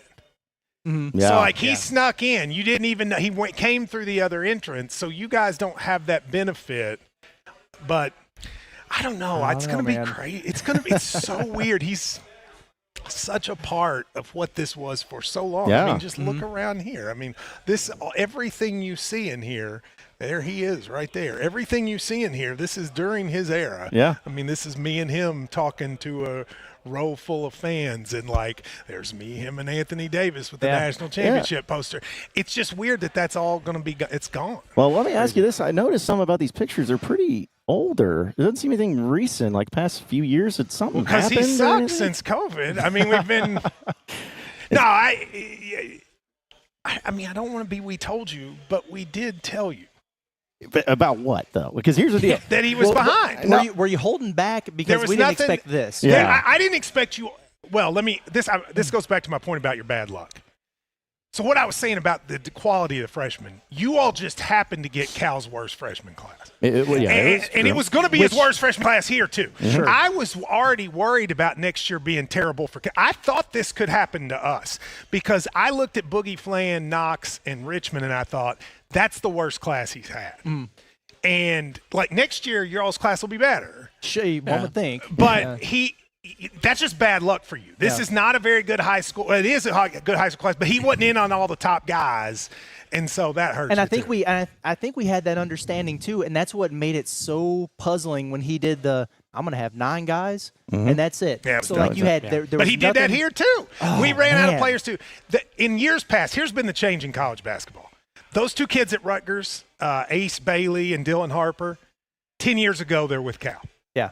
He used to go get those guys, and now he doesn't. And if those 2 guys were on Arkansas, think about how good you'd be. Oh, yeah. Right? That's the thing. He just doesn't go get those top – he doesn't own those top 3 to 5 guys, which he did when he first was and I mean, the big thing is you bring in the number 1 big in the portal in Jonas Adu. Ends up being a dud. What happened with that? Now, he's really not healthy. Yeah. He's really hadn't been healthy Okay. the whole time, Gotcha. which Cal even finally admitted yesterday because he missed some time, then he came back and had a moment or two, but then he still, like Curtis was watching him the other day, and he couldn't dunk in pregame warm-ups. He used to dominate us. He was great. Right, and so, Yeah. you know, you go into a roster with 9 guys, like you're saying, you have the top big in the portal, and he ends up not helping you. That's going to hurt. You get the top guard in the portal. He also doesn't end up helping you. You're not going to overcome that even And then if the the worst freshman class. Yeah. And then the best one from that freshman class is banged up, too. It's Here's like, your advantage. no tomorrow. matter what, you're going to be tough. Our advantage is we can shoot. You all don't guard the 3 terrifically. No. We have nothing for Adu. We have no one to guard him. So and Adu's gotten a lot better this year. We have nothing to guard him. And the thing you're good at, which is slash into the basket, is the thing we guard the worst. So we're going to give you 3s, and if you make them, you got a shot. Although you haven't made them. Good luck with that. But yeah. Yeah. How many games Arkansas played so far? So have you enjoyed 20 Lexington? games, You guys had fun? Oh, it's been dude, awesome. No, it's been great. I will say this: like I would always, have some fun with some Kentucky fans, as that is. But the people have been awesome to us. The city's been great. We've checked out a lot of cool places. This has been an awesome experience, like for real. What do you all do for pre-games? So this is kind of the first time for basketball season that usually the games have been so early and stuff. We haven't had a chance, but that's kind of what we're going to come by here at some point. You need to at least come by and see this check it tomorrow. out. Yeah. You need to see what it's like with everybody, and the energy is going to be so awesome here tomorrow. Oh, yeah. And then obviously it's going to be something down there. And there's a part of me though that thinks this game. I think I know Cal. Like they do one of these a year. One of these a year where they play really good on the road. One of them was against y'all a couple years back. We were coming in. We had gotten destroyed, and then Reeves went for like 40 against you all. We had a dude bringing the ball up the floor that game. That was as down bad as we've ever seen. Yeah. Arkansas won in Rupp like 3 weeks before or something like that. Yeah. Because of Mikel Mitchell. How concerned are you about the aspect that there's really nothing for you guys to gain here this weekend? Like, it's now become – because obviously 3 months ago, you see this game on the schedule. You're like, all right, that's going to be a big one. Can't wait for that one. There's going to be a lot of anticipation. You didn't realize Arkansas was going to be this bad. And so now it's I think there would have been a lot more pressure if they'd lost to Tennessee Tuesday. For sure. I think the Tennessee game was big because – we would have come in here if we lost to you maybe with 4 in a row. Then we have at Ole Miss next game. So a little. But look, you ask any Kentucky fan at the beginning of the season, what's the game we can't lose? This They're one. picking this one. And that's even more now. They've beaten Duke. They've beaten Tennessee. They've beaten Florida. They've beaten Gonzaga. They've beaten Louisville. So we've beaten everyone we care about. But we have to win. So, We can't lose. So let me ask you this, because this has kind of been our question, at least for Razorback fans. Are you have to go off at 3, or do you? No, just we let can it go ride? whenever we want. Okay, I could spit on the camera if I wanted to. I didn't know what y'all were done. No, we do. But I'll ask you this, because this has been our question. We're talking about, wait, what if Arkansas wins? Is it going to impact anything or what? But for you, for Kentucky fans, if Arkansas won this, forget the resume and all that, but just the impact from the fan base. From a resume standpoint, it's kind of irrelevant. Yeah, exactly. But it's a huge thing. It would be a huge. I don't think it would if you guys were good and beat us, then I think it would put pressure on Pope. Yeah. But I think people are like, we won the divorce. Mm-hmm. And I think they'll still say that if we lose, because you guys are still 2-6 in the conference or whatever. Hey, we're on our way. So, but I do think it would definitely be this has been all good vibes. Hmm? Like, there hasn't been one negative vibe since Pope got here. This would be the first negative vibe. I mean, everybody they've lost to, Georgia, Ohio State, it's like, well, that stunk, but who cares, really, right? This would be the first one that would be kind of going, oh, no, what's happening? I didn't know if it'd be a lasting, for a year, or it'd just be Because you got to say, we hadn't beaten Duke in 15 years. We beat them, right? Louisville's always the game that's huge. And then we've gotten all these big SEC wins. But don't get me wrong. I'm not trying to excuse it. If we lose, my post-game show will be angry people. Yeah. And can I ask you media perspective? I don't know if you all can be honest about this. We can. He was just a non-factor. Like the media, the media was over. What's it been like for you all? Well, yesterday when we had a press conference, was the second time non-post-game press conference we've had? It was the second preview. See, he only did one. He only did one the entire season last year. Yeah, so this is his second one. So you've gotten here a lot of Chin Coleman. It's exciting. They rotate great. Chin, Chuck Martin, and Kenny Payne. That's Good the stuff. rotation. Good guys, stuff. Kenny's a nice guy, but he doesn't say much either. I don't really know Chuck Martin very well. You got Chin's Bruiser. been the best one. So I'm sure that. What's the nicest restaurant in Fayetteville? Well, it's because that's where I know Bruiser and Chin eat every week. Well, Theo's is pretty nice. Cal loves Herman's. Cal, even when he was at Kentucky, he would go to Herman's Rib House every single time. Oh, that's right. I remember that. Yes.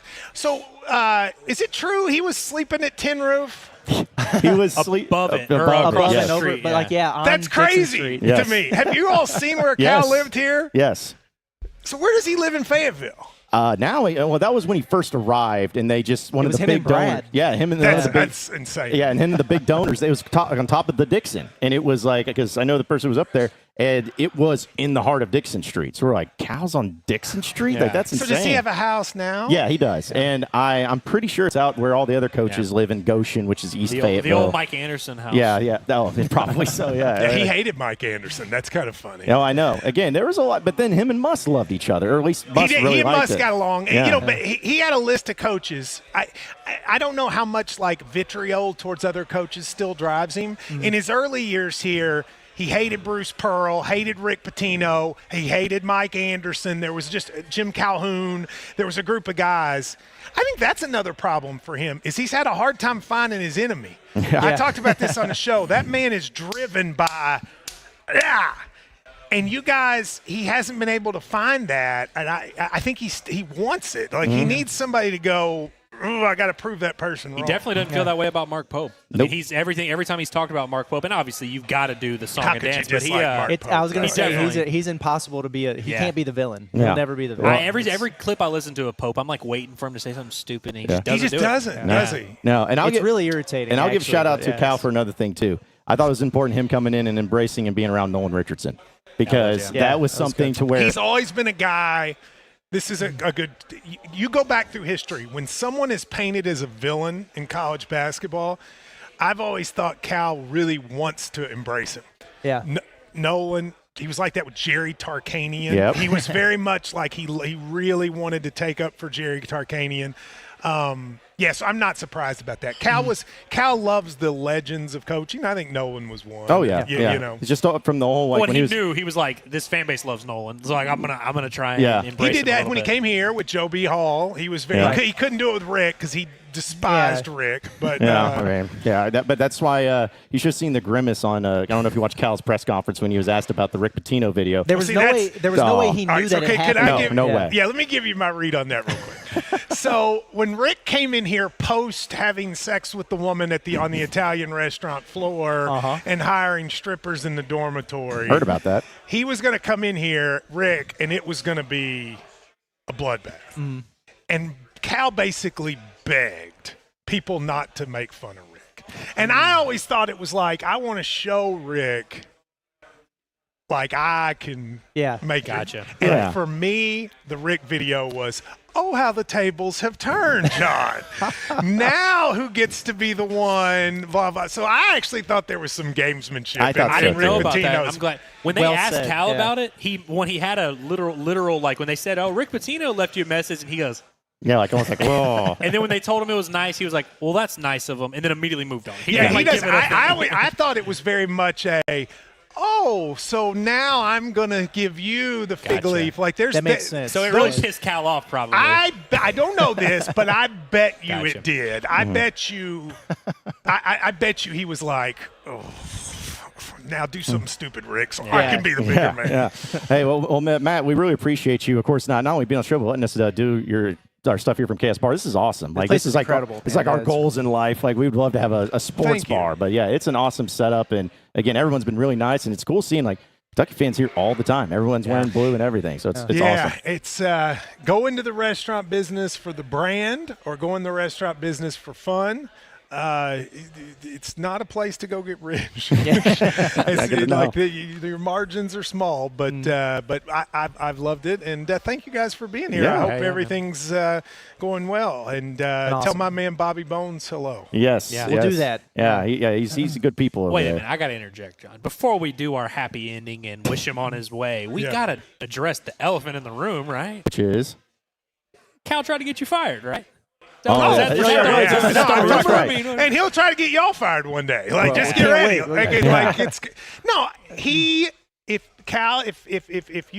If he considers you to be an enemy of the state, then he will turn on you. I mean, here's like most of my listeners like this person. Yeah. But Cal is Donald Trump. You're either with him or against him. And in his mind, if you're with him, you're great, and if you're against him, you're evil. And even though life is in the middle, I wasn't as with him as he thought when we were close, and I wasn't against him when you're in one of two columns for him. Yeah. Right? No gray area. There's no gray area. Yeah. And so when I was on the with him side, I know how much he disliked the other side. Right? Well, then when I had some criticism, because in this job, you guys you have to, like, you can't sit there and look at a 1-6 SEC team and go, this is good. Yeah. You flip, and then when you flip, he'll say, you burn my house down, I burn your village down, right? Yeah, wild. So he did that video on the Tuesday, it was on a Tuesday, where he said, I'm staying, sit next to the AD.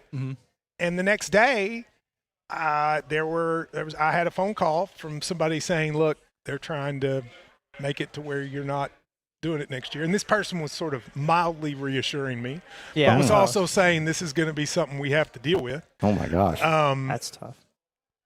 That's just how he is. The thing is, he doesn't have leverage to do that with y'all because he's not winning. Yeah. That's what also. And also, we're never going to see him. I was going to say, he's also not done the thing where he's letting people in to even have those relationships one way or the other. Yeah. That's interesting, because he may feel like he had some guys at Memphis, and I remember when he came here, I remember them saying to me, "Be careful." Yeah.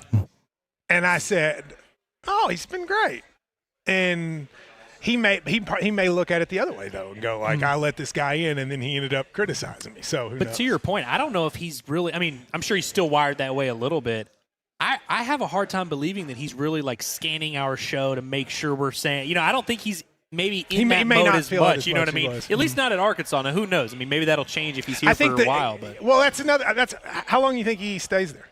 Oh, Forever. He's a hog lifer. He loves it. I honestly have thought about this. I say 3 years is about, like, he's got a 5-year contract. That's where I'd put the over-under. Yeah, I'd say Yeah. 3 years. See, we thought he had 3 more years here. I was looking at, there have been a couple points I thought he had natural breaking points. I thought 2022 was going to be one, then he stayed.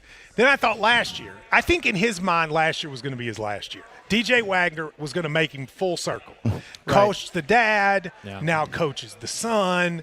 Good team, right off into the sunset, and then it broke down. Yeah.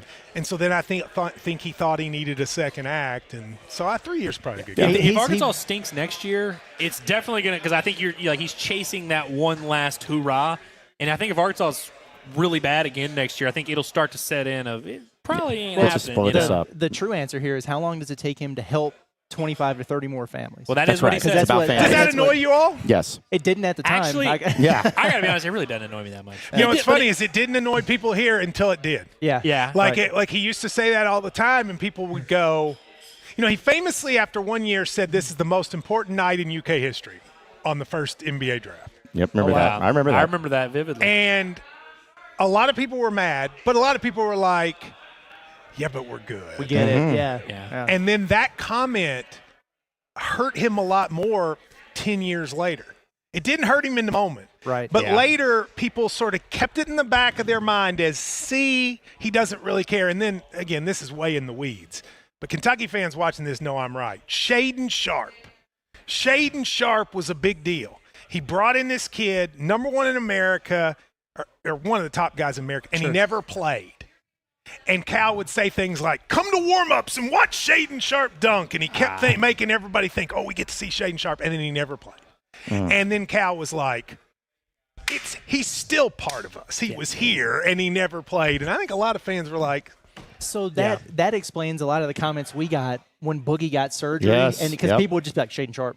And that's not it's not fair, but he also was never honest about the injuries here, so we never knew if a person was hurt or not. He famously, his line was, I haven't seen him.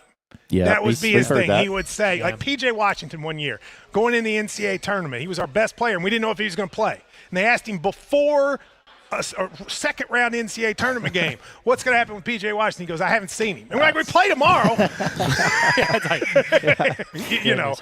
that I think people got it. But it kind of goes back to the point of the expectation where it's like we kind of knew that was part of the gig. Yes, that, like, as long as you won. I also think the context of when Arkansas hired Cal really matters, where Arkansas had just gotten turned down by Chris Beard. Kind of embarrassed them. One, you had Must leave, which that alone embarrassed a lot of people. Chris Beard says no. There was a report from our good friend, God rest his soul, Bob Holt, who said that Arkansas was interviewing Darrell Walker, and so there was a point where it looked really bleak. Will they let Will Wade coach in the SEC again? Exactly. We were doing that. So but see, you got to remember. Cal, look at us though. I think we ended up with a great coach, but we got turned down a lot. True. They wanted Scott Drew and Danny Hurley both get a no. They wanted Billy Donovan, but they didn't feel like they could wait on him. And he said, you got to wait. So they're like, we can't wait. And then their next 4 guys, the administration wouldn't let them talk to. Chris Beard, Nate Oates, Bruce Pearl, and I believe Sean Miller. And the administration wouldn't let them. So then we were left with Mark Pope or Shaka Smart. Now, I think we got the right guy. But in that moment, that was humbling. Yeah, sure. Right. The idea that you couldn't take Baylor's coach, you told Kentucky, well, of course we can take Baylor's Kentucky, coach. Yeah. So, it's a different world in college basketball. Now that all these schools can pay a lot of money, it's a lot harder to go steal somebody. But I just do think that matters, where it's like, when you're talking about context maybe you hire Darrell Walker, and then it's like the idea of Cal bringing in a bunch of guys and they get drafted and you don't win a tournament. Who's Darrell Walker? Yeah. He is head coach at Little Rock right now, former Hog. Oh, I would have made fun of you if you hired him. Everybody would. Exactly. I would have made fun of us if we did that. But that's what I'm saying is like it was to the point where, and Chris Jans was also, Chris Jans is a great coach. Yeah, Like, would have been coach. fine. But like we were at that level where it was like, no. Okay, we're going to settle for this. So the Cal thing, when it happened, it was like, sure, we'll sign up for this. Like we didn't really have a position to argue and be like, are we sure that we want to do this? It's crazy to me that SEC basketball, this is the best year in the conference's history and the second best program and fan base stinks. It's unreal. Yeah. Like that. Perfect timing. We don't like it. I mean, I actually don't like it either because I remember. How old are you guys? What's the oldest one of you? We're 36. both 36. Yeah. Okay, so you're close. But, I was at all those 90s SEC tournaments. Oh, yeah. And the SEC tournaments in the 90s in Birmingham, Memphis, Atlanta, I was at all of them. And one of the coolest things is Vanderbilt would be playing Georgia, and Go Big Blue and the Pig Suey chants would dominate the crowd. Right. And that was so awesome, those two fan bases. And seeing that go away, Tennessee has replaced you all a little bit. They have a lot more people coming because it's in Nashville. I get it. But I do miss that because No. you guys were in the 90s. It was the best. Well, that's why we were talking about it yesterday, where I felt like, in those 90s, it seemed like Arkansas always beat Kentucky in the regular season, but then y'all would win in the SEC tournament there. And, yeah, you had Nolan versus Pitino, and there was obviously Kentucky is a much better basketball program, not making that argument, but there was like a similarity of both fan bases that had a lot of history, a lot of tradition. Can we do and all old that. Arkansas players before I go? Oh, 'Cause yeah. I love Yeah. And Yeah. I'm not just talking Scotty Thurman, This is one of our favorite Corliss games. Williamson, Yeah. Oliver Miller, Todd Day, Lee Mayberry. Yeah. I'm not even just doing those. Yeah, yeah. I love the dudes like Dwight Stewart. Yep. Had the Okay. three behind his back like that. Dwight Stewart with his, Yep. he had like a little mole and he shot from behind his back. I like the little dude that would shoot from the hog, Alex Dillard. Yep. Yeah. Right? Yeah, Al Dillard, yeah. From the snout. Yep. Okay, Yeah. there's more. Give me some more. Talking about from the 94 From team? those mid to late 90s Yeah, teams. I mean, you still had Corey Beck. You had Corey Beck. Yeah, yes. Clint Clint McDaniel. McDaniel's a good Clint McDaniel was one that was there. Guys, definitely you fun. out? Yes. All right, see. Yeah. So I think Corey Beck, Clint McDaniel were big parts of those teams. Throw in even before that, Ron Hury was in the earlier '90s with Todd Okay. Daly, Mayberry, and all of them. You guys will remember. Well, you won't, but your fans will if they're watching the '92 SEC tournament, best tournament of all time, and the championship game, which was Alabama-Arkansas. You guys had Todd Day, Lee Mayberry, and Oliver Miller. They had James Hollywood Robinson, Robert Ory, and Latrell Sprewell. And those teams went at each other, and it's still, I think the final score was like 100 to 101. They played in the semifinal. Still one of the best games I've ever seen. Yeah, well, Arkansas's that. only won the SEC basketball tournament once, and Yeah, it was Is that right? one time, Yeah. 2000. And that wasn't that long ago. It's 2000. 2000. Can you lost name the in the player? title game a lot. Yeah, they've lost the. Can you name the player from that 2000 Arkansas team? No. Potential Yeah. NBA Hall of Famer. Joe Or Pro Johnson. Basketball Hall of Famer. Okay. Yeah, I that thought was- you were going to say Joe Klein. He's an Arkansas player. Isn't Yeah, he? Yeah, back he in the is. '80s. Yeah. So, but no, like we've talked about. Like I remember even those games, like mid 2000s, Arkansas wasn't that good, but I just remember, Rajon Rondo coming down, Patrick Sparks. I remember that guy, and like randomly, and of course, I think I don't know if you guys remember. There was a Malik Monk and an Archie I remember Goodwin. that. that They- SEC tournament. yeah. One of your dudes, like one of your equipment managers, was trash talking Malik Monk on Twitter right before the game. Yeah, who was that? I don't remember. It might have been Mike Jr. It might have been. Yeah, I Mike think Jr. it was hot on Twitter. Yeah, Mike Anderson Jr. I don't think he realized that his tweets reached an audience. Yeah. Like he was Yeah. just firing them Yeah. off like it was. Well, And then when we played down there with the Harrison twins, Yep. and your guy got in a fight, and he came on my radio show, and he was like, "You a man? No, because we a man. Because I'm a man." The kid that squared we up pulled on the Andrew picture, Harrison. The picture of him sitting there with his hoodie and sweatband. It's a It's classic, iconic. man. Isn't it? That's a classic one. Yeah, Yeah. that dude came on my show. I love I that love guy. it. And then I remember in the SEC championship game, I think it was the year y'all were like undefeated or whatever. Moses Kingsley got ejected for just hammering one of your guys. Dusty Hannes set a pick where he did that. He got a technical, and that's when Dick Vitale was like, "These are guys, these are mouses. These aren't men. These are mouses." And then Mike Anderson went after him on Feinbaum, and then it was just this whole thing. So, Well, I hope you get good again. I hope Same. we beat you all by 1,000 tomorrow. I'm probably going to hope we beat you by 1,000 as long as Cal is there. But then I would Understandable. expect nothing But less. then you can hire somebody else, and maybe you can finish top 10 in the SEC. yeah, maybe so. One day we'll get there. But hey, Matt, really appreciate it, Thank man. you, Thanks for guys. having us on. Appreciate it. Yeah, Appreciate the absolutely. hospitality, man. Thank Yeah, you. absolutely. So that'll do it for us here at Inside Arkansas live from KSBAR here in Lexington. Appreciate each and every one of you listening in, watching in. Be sure to subscribe to us here on Inside Arkansas. Check out our website, InsideArkansas.com, and that'll wrap it up for us. For Matt Jones, as well as Andrew Ellis and Curtis Wilkerson, I'm John Neighbors. Same sports show, same sports channel. Next Monday, and we'll see you tomorrow. Have